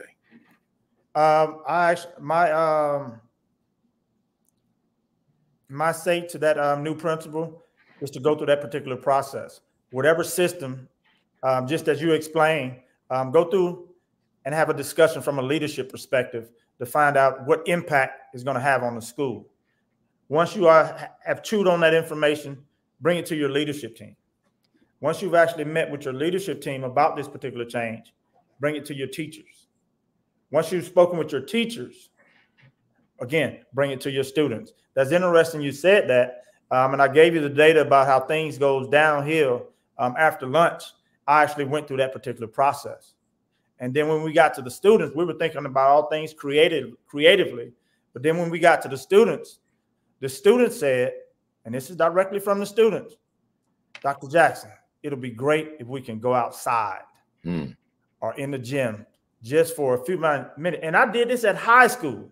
So when we're talking about recess and outside activities and stuff like that, all that cuts off when you get out of elementary school. So I went through this same 4-step process in middle school and high school. And many of the times in the afternoons, we were bringing English class, all the English class in 7th grade. We had students down here and students outside, 80 students. Depending on the day, they would take a walk a mile on the track. Now, are we missing some instruction? Absolutely. Absolutely. We did that a couple days during the week, but the students gave us that input. Dr. Jackson, we've been sitting all day, even in the cafeteria. We went in the gym. We had to be quiet. If we can just release for a minute, I think it'll be better. And we went through that particular process. We put some procedures and protocol in place from a disciplinary standpoint and all that. And we just took the kids outside for 15 minutes. All they wanted was 15 minutes. And that's from the children's mouth. And the teachers, guess what? They had a mental break as well. Okay, we were simply walking with the kids. And of course, it was raining. We went to the gym. Good stuff. Good stuff. Let's move on. Factor in limitations. I'll give you a follow-up in after you explain to us. What do you mean in this third hallmark of chapter 1? What's the cost? What's the cost? What's the cost of actually implementing the piece? As I stated, we actually started off with the actual principal, with the administrative component. And we have to see what type of components that actually are going to impact the school. And then, of course, we bring it down to the leadership team. And then when we get to the teachers, we actually have to take a look at, say, okay, how will they feel about this new switch? What are their thought processes? Currently, right now, one of the things I'm doing right now, and I'm going around the country, actually doing some professional development. I'm real big on knowing your staff. You can't grow your team if you don't know your team. Education right now, Principal Kafele, right now, this is the first time we have all 5 generations working in the school. All 5 generations. The baby boomers are totally different than them Generation Z students. Yeah. The baby boomer teachers, they're going to clean up their room after school. They're going to make sure all the standards and everything is written and everything is prepared for the next day. Yeah. The Generation Z students, they're behind the buses. As soon as they finish duty, they right behind the bus, they're gone. Very sensitive. They'll take a day off to get their hair done or get their eyelashes done. This is a reality. So you have to know your people as it relates to that. And there's a cost to that. There's a cost, and you have to take that in consideration when you're making changes and implementing any system. Yeah. Yeah. You know, as I was reading that section, hallmarks of number 3 under your hallmarks of effective systems, factor in limitations. I wrote another scenario here, and here you've got this leadership team that wants to implement this after-school program, in part to ensure that we are preparing for the standardized assessment. So we got this after-school program, but what they hadn't considered in terms of the rollout is that in November, we have to turn the clocks back. So as we turn the clocks back, it means that it's going to get dark at about 4 o'clock. And those babies have to walk home in the dark, and we're talking about an urban environment. So when we talk about factors and limitation, and I guess I made a stretch to bring it to this particular scenario. Give us an example of how do we adjust this, given the daylight savings time? How do we make an adjustment that this program will still work, given this hallmark called factor in limitations? That's actually a great example, Principal Kafele. And as you actually stated, you have to go through all of those components when actually you're thinking about reaching on. And I would actually add to that, who's going to stay after school? I just gave you an example. Those Generation Z students, they gone. They're gone. They're out of there. They can actually make a little extra money, do a couple Uber trips a week, and they're good. They can compensate for that. So who are you going to have running the program? Each and every one of those things must be unwind, and you must delve deeply into it. Financial component. For example, when I was in Atlanta, same situation. So we had to get with our Title I department, and we had to provide transportation for our students because they couldn't walk. Even though they were not in the mandated 2-mile radius, and some of them simply stayed right down the street within a mile, we had to bring them home because of that particular factor. Currently, right now, I'm here in Texas. That would be considered a hazardous factor, where we will actually write to TEA, and TEA will compensate us because of, and do a violent analysis to justify why we're actually having to pick those particular kids up, and now we're able to provide transportation. But that's what I was speaking of about those 4 layers. Yeah. All of those things would have been uncovered once we spoke with the principal. And if our principal missed, myself and our principal missed it, by the time it got to the leadership team, we're approaching November. Dr. Jackson is about to get, and if nobody thought of it, Dr. Jackson, we got to do something different. It gets dark at 5 o'clock now. Yeah. What are we going to do different? And now I got to go back. But once you go through that 4-step process, even the child will say, hold on, I got to walk home. I don't want to walk home. I don't want to stay after school. So if you go through that process, that's where you find all of those challenges and issues and obstacles you have to come through. You have to come over, I guess. Fam, out there, we're talking about hallmarks of effective systems, and we're looking at 8 of them. And this one is factoring in the limitations before you begin implementation. What may they be? Let's go to the next one. They are human-centered. So what are you saying here? And I know that kind of overlaps into something you just said, but give us that in terms of the human component. Yes, those 3 components. Of course, human resources. Are you going to pay us? How much are you going to pay us? What's the human component linked to that particular system you're actually trying to implement? What are some of the past experience that those individuals have with that particular system? And I'm going to use the example you gave, the after-school program. Are you getting input from them on how to improve it? And what type of willpower is connected? Who on my staff can, number one, lead that? And who on each grade level is strong enough and have the willpower to actually make this come to fruition? You have to take those human components. And that can be very, very challenging. We just had the great resignation. With 2.6 million teachers quit the profession coming right out of COVID. So that's very, very important in regards to finding someone. And what I found in many cases, sometimes the leader had to fill in the gap. When I was in Louisiana, there had been several times where I had a few principals had to stay after school because the teachers had something to do, but the students had to get that extra assistance. There have been times when the instructional coach had to stay after school. There's been several times where we had to bring somebody from the outside in to the school to run the program. So those are some of the human-centered objectives that must be taken into account. So talk to us about how do we as leaders ensure that that we never lose sight of the humanity of the teachers that we leave, given the diversity, and I don't mean racial diversity, I mean human diversity of the staff that are in our building. What advice would you have for leaders toward ensuring that we never lose sight of that? That these folks in this building called teachers during the day have lives outside of school, and their lives are very different from one another, and their lives outside of school impact who they are in the building. How do we maintain a focus on that? A couple of things that I've actually done, and I continue to do right now with my staff.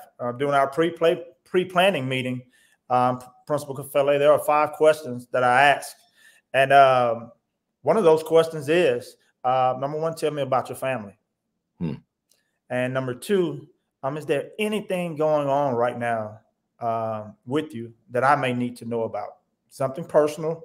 But before I answer those questions, before I ask those questions, I relieve my vulnerability. I give it up.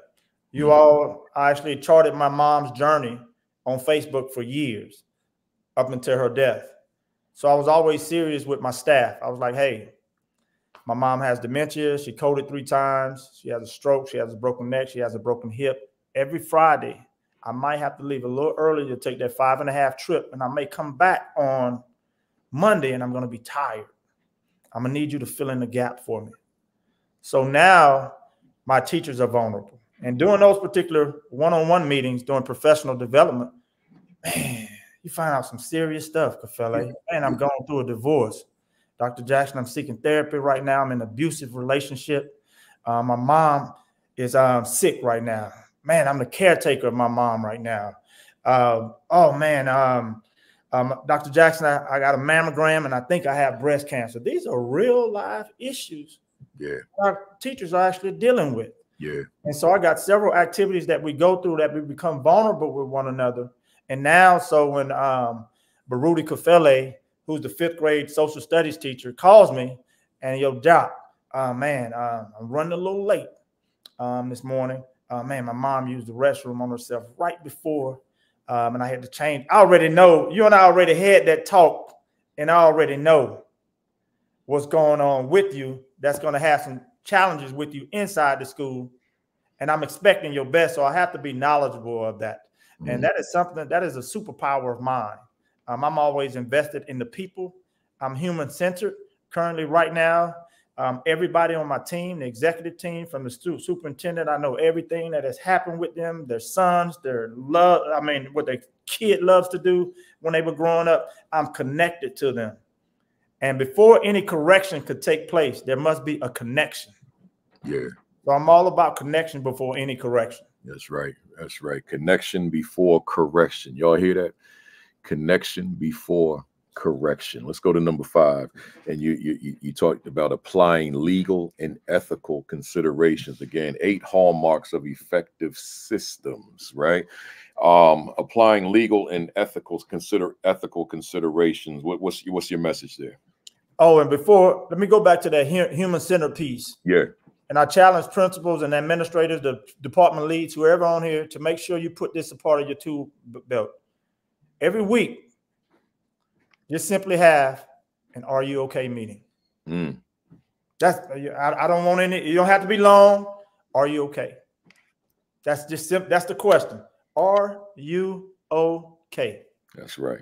And that answer sometimes is going to be no. And then that's when you can delve a little deeper and you can find out what's going on, because there's sometimes people are going to need some help. I'm talking about some serious help. Through this simple process, we've been able to intercept a couple suicides, and this from grown people. Are you okay meeting? No, Dr. Jackson, I'm not. I'm falling apart. Nobody asked me that before. Help me. Could you find me some help? Hold on. Yes, I can. Let me go to HR, and I'm going to connect you to some place where you can actually go and leave right now. And I'm going to drive you. Well, those are important meetings. But in regards to applying legal and ethical consideration, was that your question? Yeah. At the 5th one? As I actually stated earlier, you have to be knowledgeable and cognizant of school law, HR law, and all those things when you're making all of these decisions. Let me give you a quick example. Through our Operational and Logistics Committee, we found that our 5th graders were having some serious fights. The cafeteria behavior was atrocious. So the Operation and Logistics Committee, which a member of the 5th grade team was on, they got together and they said, you know what? We're going to leave a 5th grade monitor in the cafeteria, because after lunch, we go outside for our 15, 20-minute activity break before we go back to the classroom. Remember, the kids told us they wanted that 15, 20 minutes, so we put it in there. But the fights were so bad and the cafeteria behavior was so bad, the Operational Logistics Committee came up and they voted. And the staff voted. And they say, well, you know what? For the 5th graders, we're going to leave one teacher in there during lunch. Well, After lunch, the other fifth grade are going where? Outside, right? So now that teacher who's on duty that week in the cafeteria, now it's a 30-minute uninterrupted lunchtime. Well, someone from another grade level said we were taking away the teacher's lunch break. That's a huge legal and ethical piece right there. Yeah.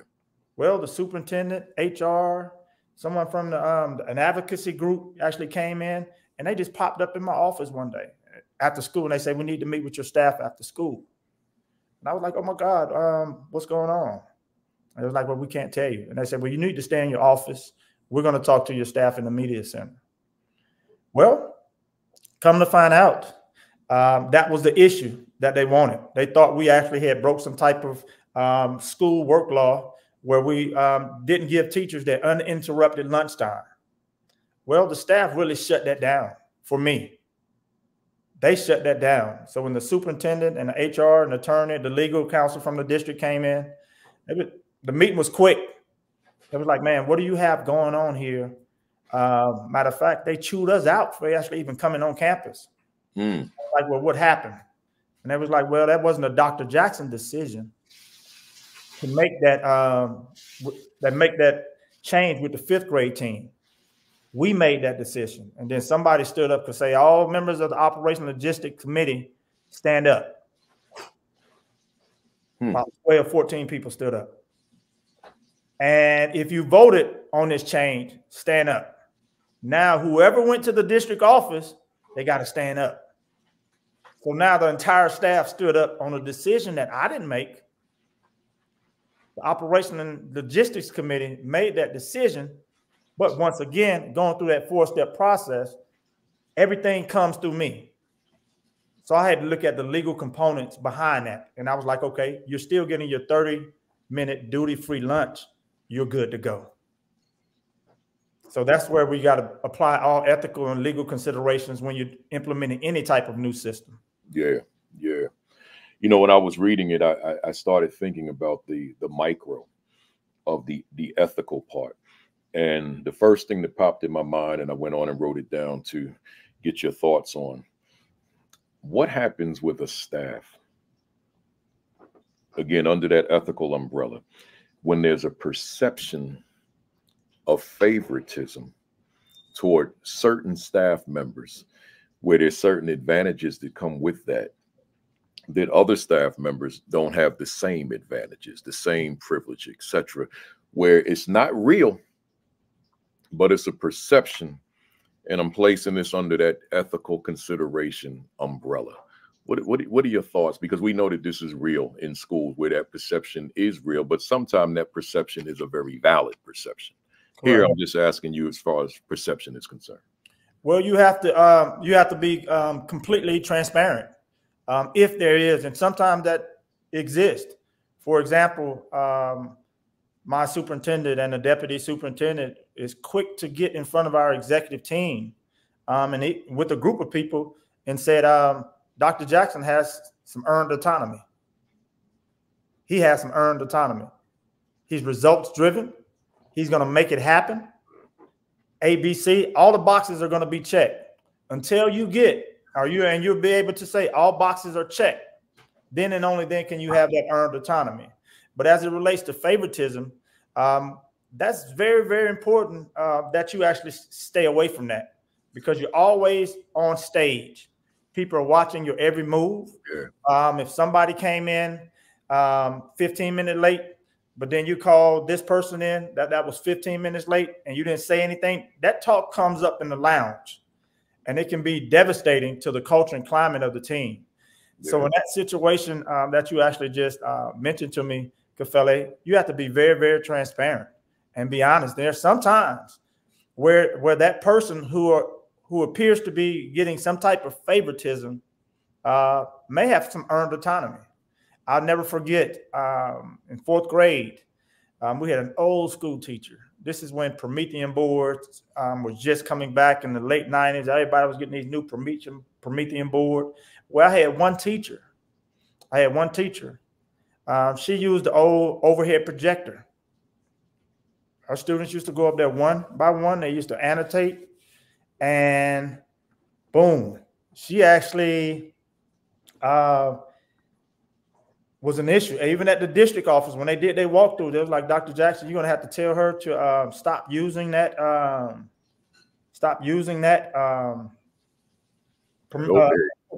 overhead projector. She's going to have to use this Promethean board. I don't want to see it here next time we're going to come in October. I don't want to see it. This was in August. And everybody else were using that Promethean board. Well, this particular teacher, Principal Kafele, had a 92 for the last 5 years. She had an average of a 92 proficiency rate in all content areas. It's an old school method. Yeah. Old school method, but it was very, very effective. Yeah. So some people, like Ms. Tickner says, she's still using her overhead projector. But what other people didn't know was I have Ms. Tickner on a gradual release program because she totally don't know how to use technology. The other people was from a different generation and they knew how to use technology. Mm-hmm. So I had to gradually release her from that. And that's an example of that earned autonomy that can happen. But I was very transparent. And I was like, if you need to be on a growth plan, like I have this particular teacher on, let's talk. Let's talk. So I was very honest with the team. Wow, that's interesting. It took me a while to leave that overhead projector myself. It took me a long time. And that's fella, that's real. That change is real, man. Recently, about 3 years ago, the entire district went from Dell computers to now everybody have Macs. Mm. And man, that was serious. We even had a lawsuit that came out of that. Wow. Somebody felt we were discriminating against them because of their race. Somebody even threw race in it when the entire district had to go to Mac computer. But that change is not easy, and you have to understand and be cognizant of the dynamics of change. That's right. As a leader, because as you stated just a minute ago, man, it took you a minute to get rid of that overhead projector. Oh yeah, now I had my little plastic sheets, man, and doing my thing. Yeah. Then eventually I had to learn how to use a PowerPoint. So we there, but I fought doing it, making that transition. We almost at the end. Let's go to number 6 here. Practice continuous improvement. What are you saying to us? Man, always have a check and balances or some performance indicators connected to each one of those systems. For example, under the operational logistics component, or the A, where we focus on achievement, and we have some attendance issues. How are we monitoring that particular process? What systems do we actually have in place? Currently, right now, every Wednesday, we're going to be monitoring those students who are missed Monday and Wednesday. And then again, we're actually going to come back on Friday and actually meet to actually see where these particular students are and what are some of the barriers that are preventing these students from coming to school. And that's when the Student Services Department actually come in to actually remove those barriers. But for each one of those systems, you have to have those checks and balances. And I just gave you an example, one of those earlier, where we have those short cycle assessments. I can't wait till the mid-year assessment to see where my students are. I can't wait till the chapter assessment to see where my students are. I have to be monitoring that actually on a weekly and a daily basis with exit tickets and things of that nature. So you always have to have a continuous improvement of each one of these systems. And if you're not getting the results you want, it's not the people, it's not the teacher, it's not the students, it's actually the system. The system itself, there's an issue. Let me hold up the mirror for the fam out there. We're getting to the end, folks, but let me ask you this question. I want you to think about the systems that are in your school right now, right? And here you are, the summer, but many of you, particularly in the southern states, you on the cusp of reopening now. But think about those systems. Did you reflect upon those systems over the summer? And think about you and your leadership team, if you had access to them over the summer, what adjustments that you would make toward that continuous improvement, right? Or are you just going to go in in the new year in August or September, and we just pick up from where we left off. Was there a need to examine those systems and make whatever adjustments, whatever tweaks that we needed to make before we move forward with a brand new school year? So it's important. And as I've been doing with some of these, Dr. Jackson, I've been going right to the micro, because I tend to just think about that individual as well as the macro of a lot of what you've been discussing with us. And I want to ask you this question. Talk to us about the consequences under this banner of continuous improvement, the consequences for a school when the leadership is not growing professionally. Right. So I'm where I was in grad school 10 years ago. I'm not growing.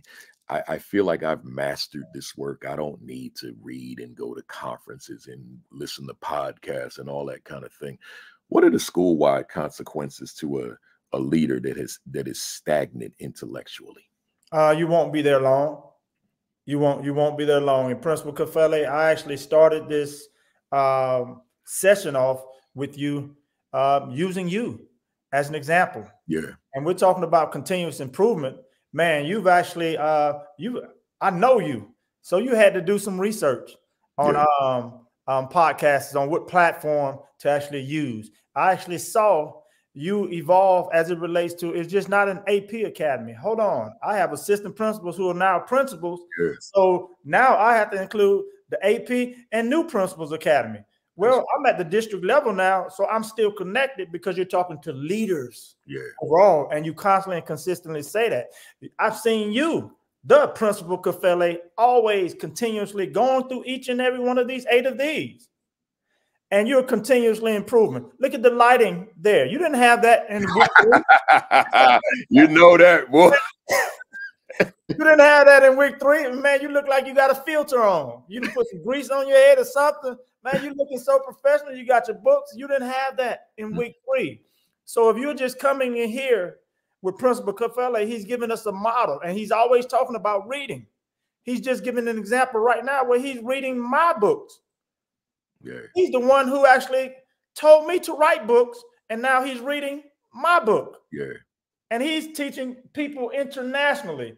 And there's one thing you have to have, and write these 2 words down, baby, if you're any type of leader: intellectual humility. Yeah. You don't know it all. And while we're talking about this, Principal Kafele, I want to drop some acronyms on, because I got this information at the Rock Conference in Houston, and I just want to share it with everybody, including yourself. There's a couple acronyms. CAA. Credibility, availability must precede accountability. Let me say that again. Credibility and availability must precede accountability. I gave you a real life example of that kid, Devin. Yeah. I was very credible. Number 1, all of his other dope boys and friends that he was affiliated with,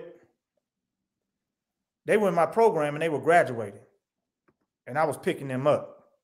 So I had some credibility with him.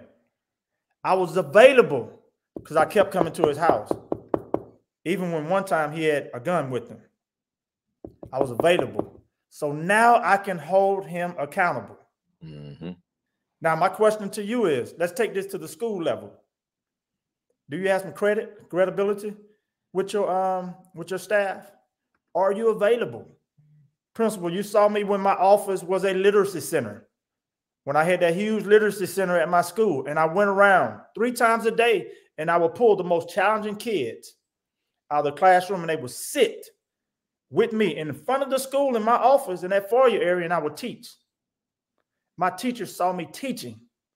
Every single day, they saw me teaching, whether it was co-teaching or I was pulling kids out of class. That was some credibility. Yeah. Is he making himself available to me? Many times, before the kid can even do something wrong, as a principal, I would go up to the school. I would go up to the teacher's classroom, and I would say, "Look, Eric, come with me for a second." And he didn't do anything wrong. The little child came with me. I knew him in 15 minutes. Something's gonna happen every 15 minutes. But if I caught him and he wasn't doing anything, come with me. and I keep them with me doing walk around and observation. Then I'll take them back to class. I made myself available for that teacher. Now I can hold that teacher accountable. Yeah. Next one, Principal Kafele, talk. T-A-L-K. Talk, and you'll lose kids. You got a different generation of kids. You got between 7 and 12 seconds to get their attention. You're competing against TikTok. Yeah. You're competing against this cell phone. Yeah. If you're not implementing this cell phone, which we're trying to ban everywhere, and I get it, they have some issues. You've lost them. 2 quick things right here, Kafele, and I hope you have some time, but I got to get this knowledge out, man, because it's fresh on my mind. You good. You good. With some of these kids, last 3 years, I've had 100%. I had 100% graduation rate. And this time around, I had a 12th grader who was a struggling reader. And he said, Dr. Jackson, could I use the resources available to me? And I was like, what do you mean? He was like, could I use my text-to-talk feature? And I was like, yes. Now, I knew the kid had some challenges. He was with me in credit recovery. So he hit text-to-talk and he put his headphones on. And I'm monitoring these kids' classes. So I'm watching him go from 20% to 60% to 82%. He didn't have a comprehension issue. He was an auditory learner. So now I've caught that, Principal Kafele. Then he came back to me and he said, Dr. Jackson, could I use another feature? And I was like, what do you mean? He was like, can I use my my cell phone? Because I can text faster than I can talk. So I can give you more on my constructive responses. So I said, damn. So I said, you know what? I emailed all the assignments. I said, everybody go on your cell phone. I said, go on your cell phone and do your work on your cell phone. Now, this is credit recovery. You can still have your Bluetooth here. Constructive responses went from here to here. Wow. They had problems with phonetically reading the words, but they didn't have a comprehension issue. So I removed those two. And then he said, can I use Grammarly? And I was like, man, I use Grammarly. These are the things that kids brought to me. So remember that talk. If you talk, you'll talk and you'll lose kids. And finally, IS must accommodate AS. IS is the instructional span. And then you have the attention span over here. If you're sitting up there lecturing, the attention span of our kids are actually gone. You have to be cognizant of all of these. And I will not take credit for this. You know Coach Powell. You know Coach Powell and Powell. Man, and Mike Nelson, the mathematician from Florida. I'm sitting with these guys, and they were blown away at some of the knowledge that I actually had. And they were kicking some knowledge, man, and I was just writing this stuff down. Yeah. Yes. Yeah. Well, Coach Powell's amazing. He'll be on here too. I just got to put it together. But I want to go back to that youngster. Text to talk, right? Is that the language? Yes, sir. Yeah. You concluded that this youngster was an auditory learner.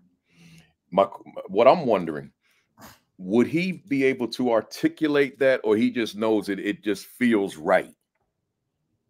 And this is just a curiosity question. This is not me asking you, intellectually to break this down, because see, I'm a visual learner, but I could not articulate that as a youngster. It wasn't until I was a principal that I could articulate scientifically how my brain makes sense out of information. So I'm just curious, because I talk about that so regularly. Did he know that, or he just know that I just can pick it up better when I receive it in this format? He actually knew that. And to be honest with you, most of our kids are visual and auditory learners. That's just where we are now with this cell phone, or whether this device that you and I are spreading knowledge with right now. Somebody's out there taking copious notes, and they're writing all this stuff down. And as you stated, and then hopefully they get the book. But right now, we're actually feeding this knowledge through looking and actually hearing. Yeah. And but in the classroom, the teacher must notice this. And based off our current system, it doesn't allow for this. for students to get together and talk and have a discussion about what they've actually learned.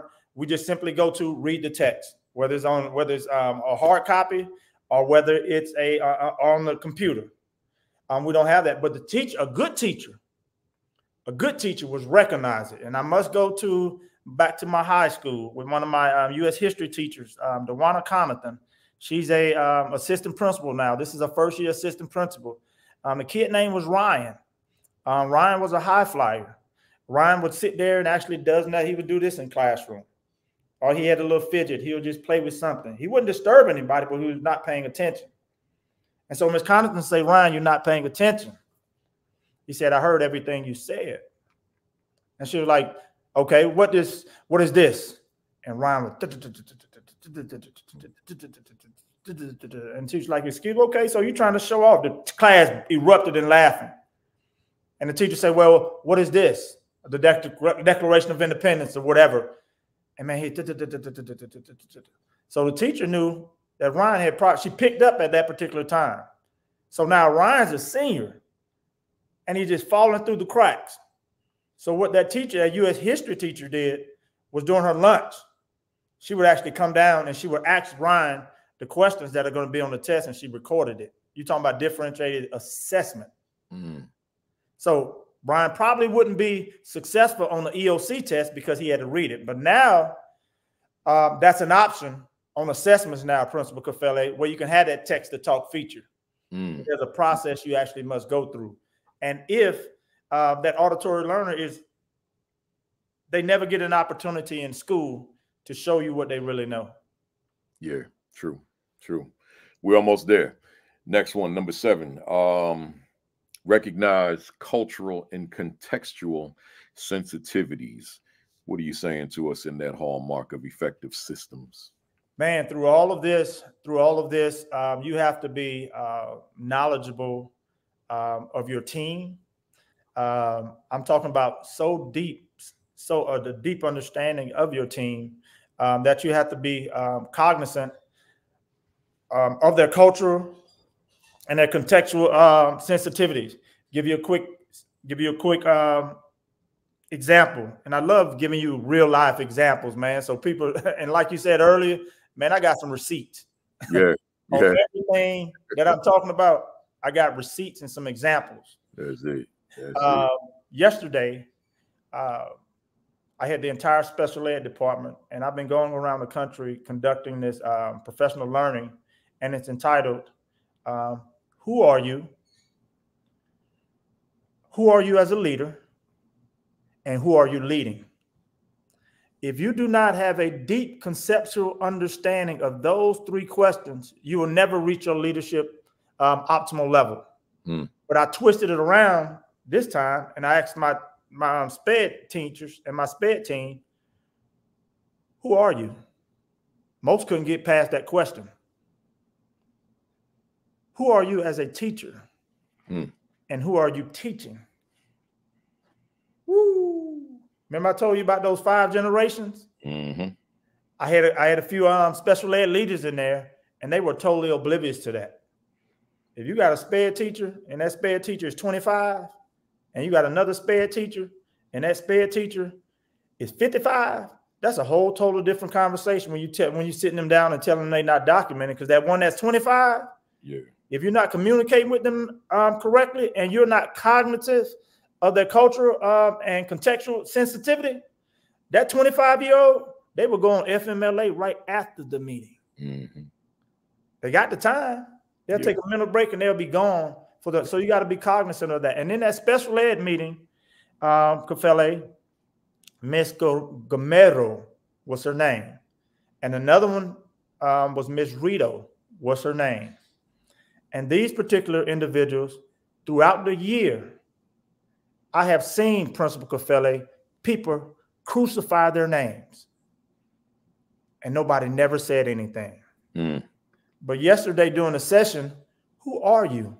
Guess what I played, Kafele? And I'm going to send that to you as well. Okay. Part of my PD session was when you had those ladies on here. Remember you had Claire and Jacqueline? Yeah. You remember that 3-minute clip that she did when she was reading her name? Mm-hmm. And how she didn't? I played that. Oh, yeah. Away. Wow. I just played that 3-minute clip, and I'm going to send it to you because I'm sure you're going to use it. And it's powerful, man.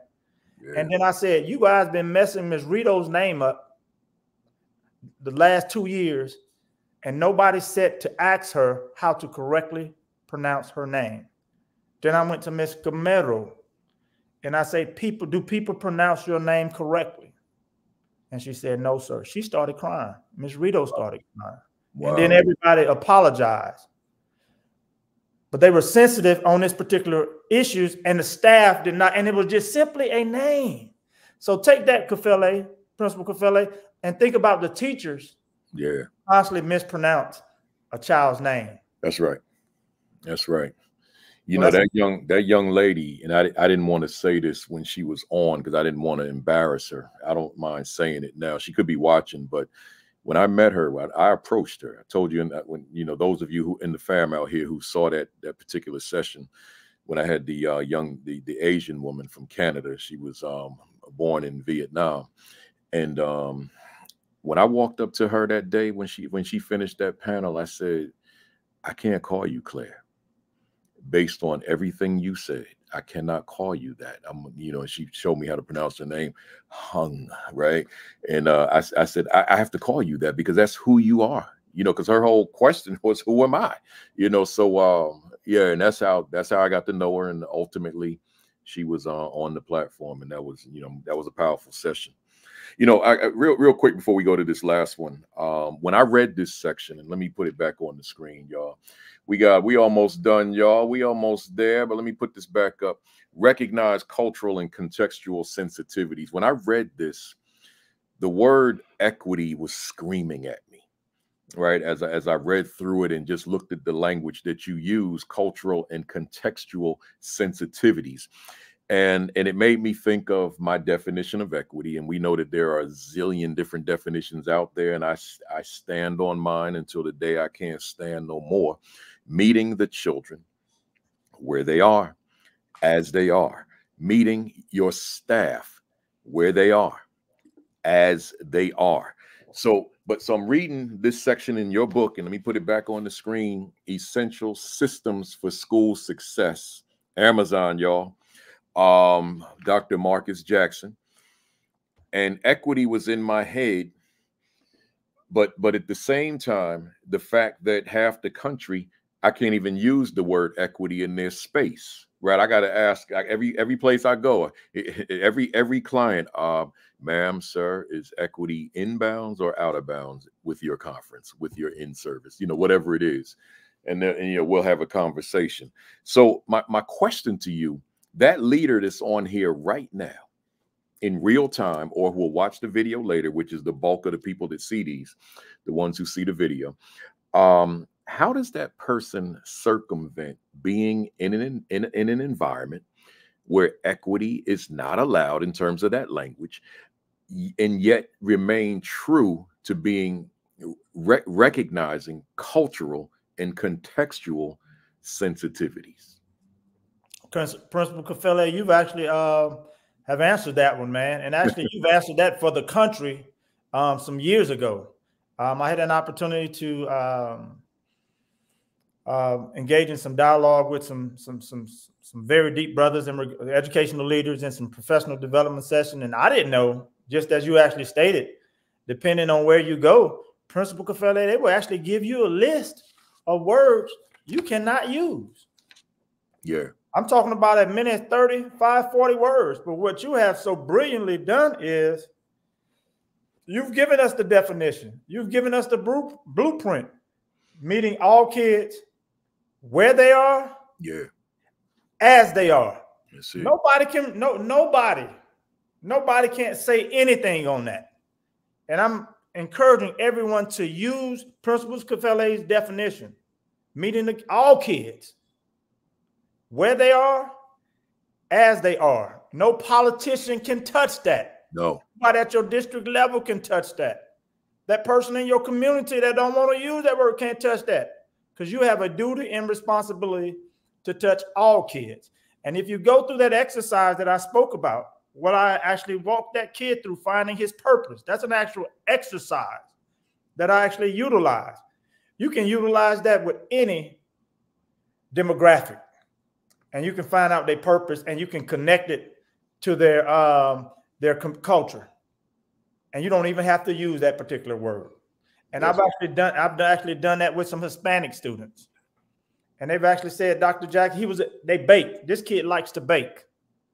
This particular girl loves to bake, and I've actually turned that into a whole culture experience, because different cultures don't even use dairy products.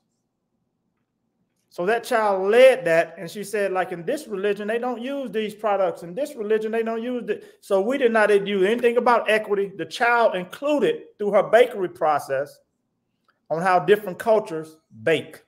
Yeah. So there's a variety of ways. But of course, I'm seasoned. I can pass that knowledge on to people here. But they'll just have to come watch Principal Kafele's video to get these answers. Yeah, they come back and check it out. Hey, we're at the last one. I see Elena, Dr. Elena Zachary Ross, Superintendent Elena Zachary Ross. You probably came on late, Doc. This our last day on Facebook, so we on YouTube now exclusively. So that's at the AP and New Principals Academy. So join me over there next week and forever, because as soon as Dr. Jackson and I are finished, I'm saying goodbye to Facebook, LinkedIn, Twitter. It's been nice. It's been real, but I'm gonna be exclusively YouTube moving forward. AP and New Principals Academy. All right, one more. Where we at? This is number 8. The encourage singularity and harmony of purpose. Give us that explanation. A couple things, Kafele. You was there. Matter of fact, you was here doing a workshop. I was there. You and I, man, that was powerful. You and I just we saw the heavens in the star when my coworker talked about that word harmony. Yeah. And she said that's what we should seek. And Kafele and I were talking about work-life balance and how how that term, that phrase is so often used. And she said, you guys need to stop looking for home-life balance. You need to seek harmony. Yeah. In everything and I was like, oh my God. And he looked at each other, and I think we were talking about that at dinner that night. And so that singularity, harmony piece goes hand in hand. And that's part of creating these systems. I just gave you an example on how, as a principal, when I put these 4 systems in place within our schools, because all schools fall under these 4 umbrellas. You got the curriculum, which is the teaching and learning. Mm-hmm. You got the operational logistics component. I gave you an examples of that. You have the achievement component, and then you have the culture component. Now, what I did in regards to encouraging singularity, if you remember from the beginning, I identified those rock stars on my leadership team in each one of those areas. Mm-hmm. Then I expanded it to the school. I brought the entire staff in there, including the custodian, the secretary, the school nurse. And I said, here are the descriptors of each one of these systems.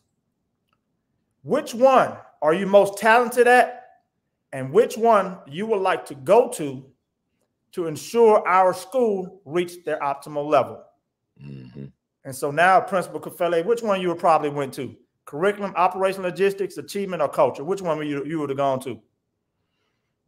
That's a tough one. You got to choose one, Kafele. I know. And you might have a 1A and 1B, but choose one. I mean, probably culture. He's gone to culture. He's gone to culture. And I'm thanking, and I'm glad you actually chose that, because when you became principal, that was the first thing you focused on. You put these systems in place. Yeah. From the curve to the classroom. Yeah. This is how we're going to run these things. So yeah, Principal Kafele went to culture. Well, Principal Kafele, I've just given it to you. I've just encouraged your singularity and your harmony in that particular area. Okay. Yes, you have your social studies, but from a culture perspective, you're going to be on that team that's going to shape our culture and climate for the whole team. And now I got a team of folks. Okay. I got a team of folks, Principal Kafele, that's their main focus. So now you're going to work harder and you're going to work smarter, because you're going to do a quick example. I did this at a school in Atlanta. There was a tornado that was literally right down the street from the school. Wow. You can see the trash cans falling. It was a big deal. Everybody went into position. One of the PE coaches and the SPED coaches said, Dr. Jackson, we're from the Operational Logistics Committee. We need you to come here. We need you to set up. Man, they had me I'm under the teacher's desk. They had my laptop charged. They had my walkie-talkie, and they had my cell phone charged underneath the desk. And so they made me a little shelter. So now I'm calling the superintendent. I'm calling the parents. You can't come to school. The tornado's down the street. The Operational and Logistics Committee put that together. I didn't even know about it. They had put that together the week before. So encouraging that singularity and harmony, that's simply finding the superpower of everybody in your school. And this book actually shows you how to do that. And I just gave you an example where you helped me with that, where you identified school culture was my thing. So that's an example. Yeah, that's in that harmony. That's first for me. And I probably just should have gone on and said that because for me, school culture, classroom culture, they're everything. And as I always say, the culture of the classroom is reflective of the teacher in the classroom, and the culture of the building is reflective of that leader of that building, right? I got one piece I want to read to the fam from your book on that particular hallmark. Let me just share this quick short sentence or paragraph. For school, a great system should value every contribution of each moving part and work to create a synergy between the different factions. The teachers work with the students and the administration works with the support staff, each group recognizing the important role of each other. I chose that just to kind of end the session because it's a powerful statement, and we're talking about all these different moving parts and how as a system we bring it all together, which is what this was all about. I want to remind everybody before we go to these BAM impact questions right quick that for those of you that tuned in late, Dr. Jackson is going to be back. I'm booked. This platform is booked solid until April, and he'll be doing a residency, if you will, every last Saturday of the month for the next 9 to 12 weeks. 9 to 12 months. Once we get to April, we come back and revisit this because all we did today was introduction. This was just coming out of chapter 1. There's so much in here. Go to Amazon, get this so that every last Saturday of the month, which is typically the 4th Saturday, you'll have a copy in your possession. Marcus Jackson, Essential Systems for School Success. Get your copy, go to Amazon. Let's take it to #1. And I don't know if it's in the administration category. It probably is on Amazon. Let's take it to #1 in whatever category it is, because it's a book that needs to be in your hands. Let's go to those BAM impact questions because your answers may have changed since the first time. I'm gonna go back and listen to it and see how they may have. One sentence or one word. If you find yourself putting a comma, we got too much information. Here we go. Is education on the right path for underserved children in America? No. Can true equity occur in America's schools for Black, brown, and other underserved students? Yes, but it requires courageous leadership. Does Dr. Marcus Jackson's work contribute to the progress we desperately need? Yes. If you could do a reset on your life, would your line of work be different or the same? The same. Why do you continue to do this work? The kids need me. What fires you up, particularly within the work that you do? Giving hope to our kids. And what is it that you actually love about the work you do? Helping others. What do you dislike about the work that you do? The political loops you have to go through. What has been your greatest victory in this work thus far? Instilling hope into that hopeless child. What was your greatest mistake in this work thus far? Not starting earlier. What has been your greatest challenge in this work thus far? Being politically savvy. Are you proud of your first year as an assistant principal? Yes. Are you proud of your first year as a principal? Yes. Who inspires you in the work that you do? God, because this is his work. What are you reading right now? Book, blog, tweet, article, anything? I'm always reading blogs. I'm actually searching, and I'm actually recently. Let me pick that up because I actually have it here. And it's the Sabertooth curriculum. Oh, it's the Sabertooth curriculum, and it actually talks about kind of reminds you of the miseducation of a Negro, how things haven't really changed. Wow. And if you don't believe me, and you need some proof, go to your child's school if you have children. Look at their supply list. Look at the school supply list. Yeah, hasn't changed. Haven't changed since the 70s. Yeah, yeah. What book would you recommend for our viewers this afternoon? Of course, my book, Essential Systems for School Success and Anything, with Principal Kafele. Yeah. And all of his books are actually great, but that one with Is My School or Department a better? Could you put that one up, Kafele? Is my school or department a better department because I lead it? A better school. You can get some lead it. And before you answer that question that he actually had, you may be tempted to say yes. Show me. Yeah, prove it. If you say yes, show me some receipts. And don't be mad if you got some no's, because the no's are what make you stronger. I had no's many days. Sometime the entire week. No, because I asked myself the question 180 days out of the school year, is my school a better school because I lead it? No, not today. Let's go. Where was I? Here we go. What do you want to accomplish that you haven't accomplished yet? My goal is to be a superintendent. Are you satisfied with where you are professionally? I'm never satisfied, but professionally, I can still spread my wings. I can still reach great audiences. What could you say to a viewer out there who continues to face closed doors? Keep pushing. And what could you say to a viewer out there who's lost their fire? Who've lost their fire. Take a deep look into your why.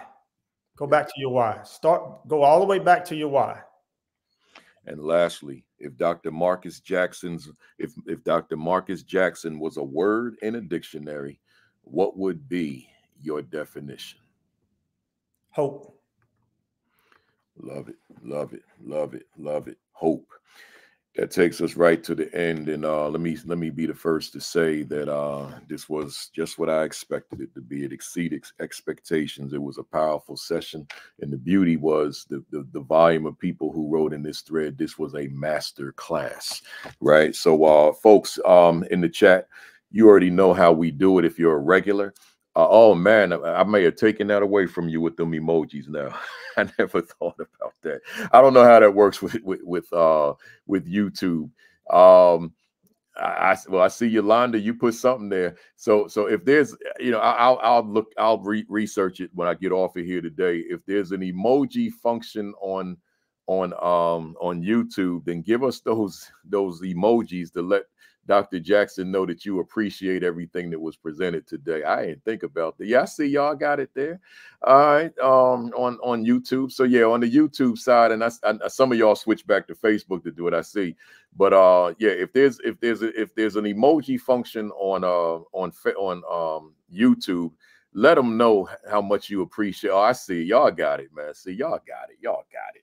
Yeah, I see them now. I see them. So those of you who may be new to the platform, that's how we applaud our guests with your favorite emojis. Just let them know if it resonated with you, if it was useful to you, if you liked it, if you enjoyed it, if you could benefit from it, if you can use some of this when you get back to work. Then give us those emojis, and I see them all. I see, oh man, y'all good, I'm so happy, man. I thought I messed that up. So let me get my emoji, y'all. It's my Louisville Slugger, man. Got it from Jefferson County Schools. This Josh Gibson, man, 800 plus home runs for the Homestead Grays. Even though I'm wearing the Montreal Panthers, some of y'all like, what are you wearing today? Montreal, baby. You didn't know they had a Negro League team in Montreal, did you? Yeah, the Montreal Panthers. This is not the jersey. This is the alternate jersey. I wear the flannel during the winter. But yeah, man, came to bat 4 times. Grand slam every time. Runs batted in. We got it. Hey, Marcus, I called you Marcus. Dr. Jackson, let them know how they can get in touch with you, how they can book you to come out and do a presentation, how to get your books, everything you want them to know. Yes, you can actually get my books from Amazon.com, as Principal Kafele actually stated. I can be reached. My Twitter is Dr. Marcus Jackson. You can also reach me on Facebook and Instagram as Dr. Mark Jack. And of course, my email, I always like to give that out. That's Dr. markjack@yahoo.com. And as I just stated, on this platform, I do professional development in these areas, not only at schools, but with district office representatives. He got a few more of my books there. 10 Daily Essentials for Assistant Principal, 10 Daily Essentials for Principals. So yes, reach out to me and use me. And somebody said something about my shirt, and yes, this is my R&B shirt. I got Luther, Marvin Gaye, Isaac Hayes, Levert. Yeah, it's my Kafele picked up on this one earlier. Yeah, but I don't sell these shirts. Good stuff. So again, folks, just one more time before we bounce. You can go to Amazon and get all of these 10 essentials for principals, 10 daily essentials for assistant principals. Would I do the same thing twice a year? No, I don't know. But you see them there. All right. And then there's other books are there as well. So just go to Amazon. And I told you I'm a data guy, so I'll be checking out the data. Hey, y'all, I'm getting ready to close it. One more thing before you leave. One more thing before I leave, Principal Kafele. Yes, sir. Those 3 words I want to leave everybody with. Be the light. Be the light. Be the light. And I wanted to shine, Principal Kafele, so much where our kids had to put on some shades. There you go. There you go. There you go. I love it. I love it. Hey, fam out there, I appreciate you. Glad you're here. And I know that there'll be some growing pains for a few weeks, maybe, as we make this complete abrupt switch. No, it's not abrupt because I've been talking about it for 6 weeks, but this switch over to, not a switch, just a isolation to YouTube, right? So this is it. Once I sign off, Facebook, we done. Twitter, we done. LinkedIn, we're done. We're going to be a YouTube channel. And I'm just hoping everybody can make that switch, and that data will mean more to me than that other data, because I know it's a lot more accurate than what I get from the other platforms. So like Jacqueline said, buy Facebook. I'm not against Facebook. I'll be sharing to Facebook. I just don't want to stream through Facebook. I don't want to stream through Twitter and stream through LinkedIn. I don't want it so spread out. Hey, fam, join me at YouTube at AP and New Principals Academy, period. When you watch television, you know, it's on like if you're watching ABC, it's on ABC, man. That's where it's at, right? So, so just YouTube at the AP and New Principals Academy channel. Hey, y'all, join me next week. I got this young brother, Dr. Virgil Griffin from Fort Wayne, Indiana. Y'all gonna like him. Right, he's still in his 30s. He's Dr. Virgil Griffin. He's doing big things, and he's also Pastor Virgil Griffin. He's also known as Khalid, but he's going to be on. I just met him, and I got a list of 5 years long as far as my guests. It's a 5-year list. I met him on Zoom about 3 weeks ago, and I spoke in his district this past week, and I said to him, I need you on right now. So he'll be with us, along with a young lady I've been knowing for a long time out down in Columbia, South Carolina, Dr. LaWanda Jackson. So the two of them, Dr. LaWanda Johnson. So the two of them will be my guests next week.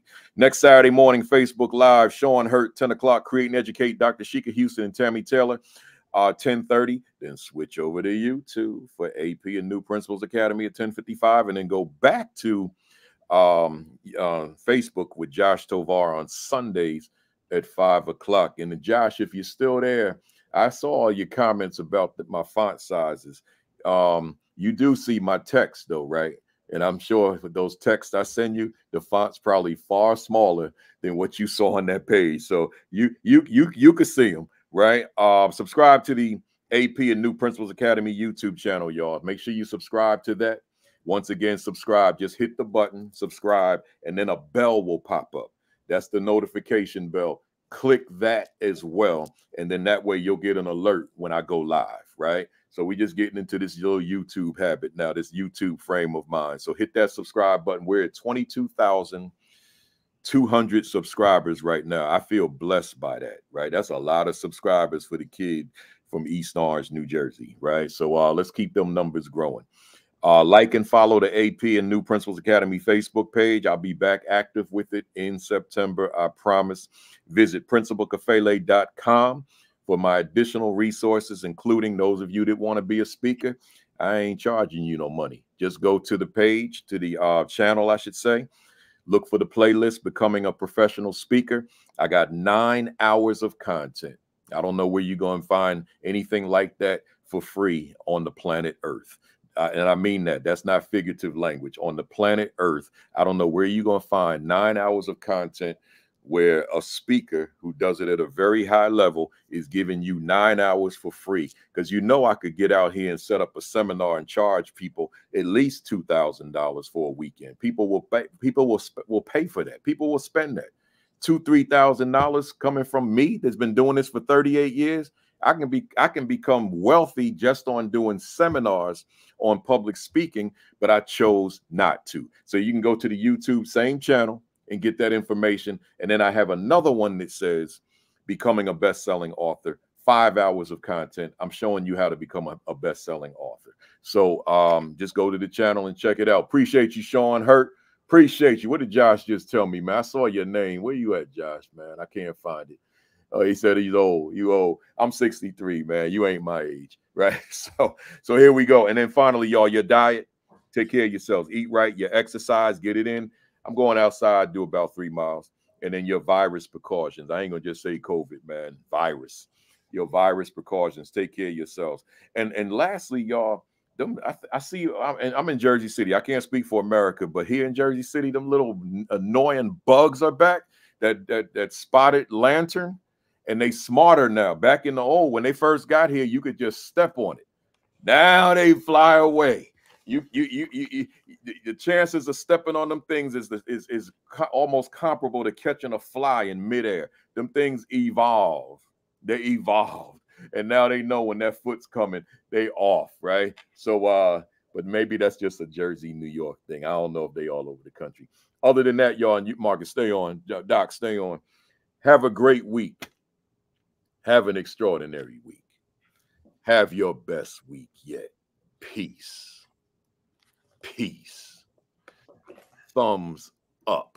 Cock that fist back. Count to 3. 1, 2, 3. Bam. Bam. That's it. I see y'all next Saturday, man. Where we going to be? YouTube exclusively. If you go to that Facebook page and I'm not there, don't conclude, oh, he must be not coming on this week. No, I'm on live, but I'm on YouTube. Deuces.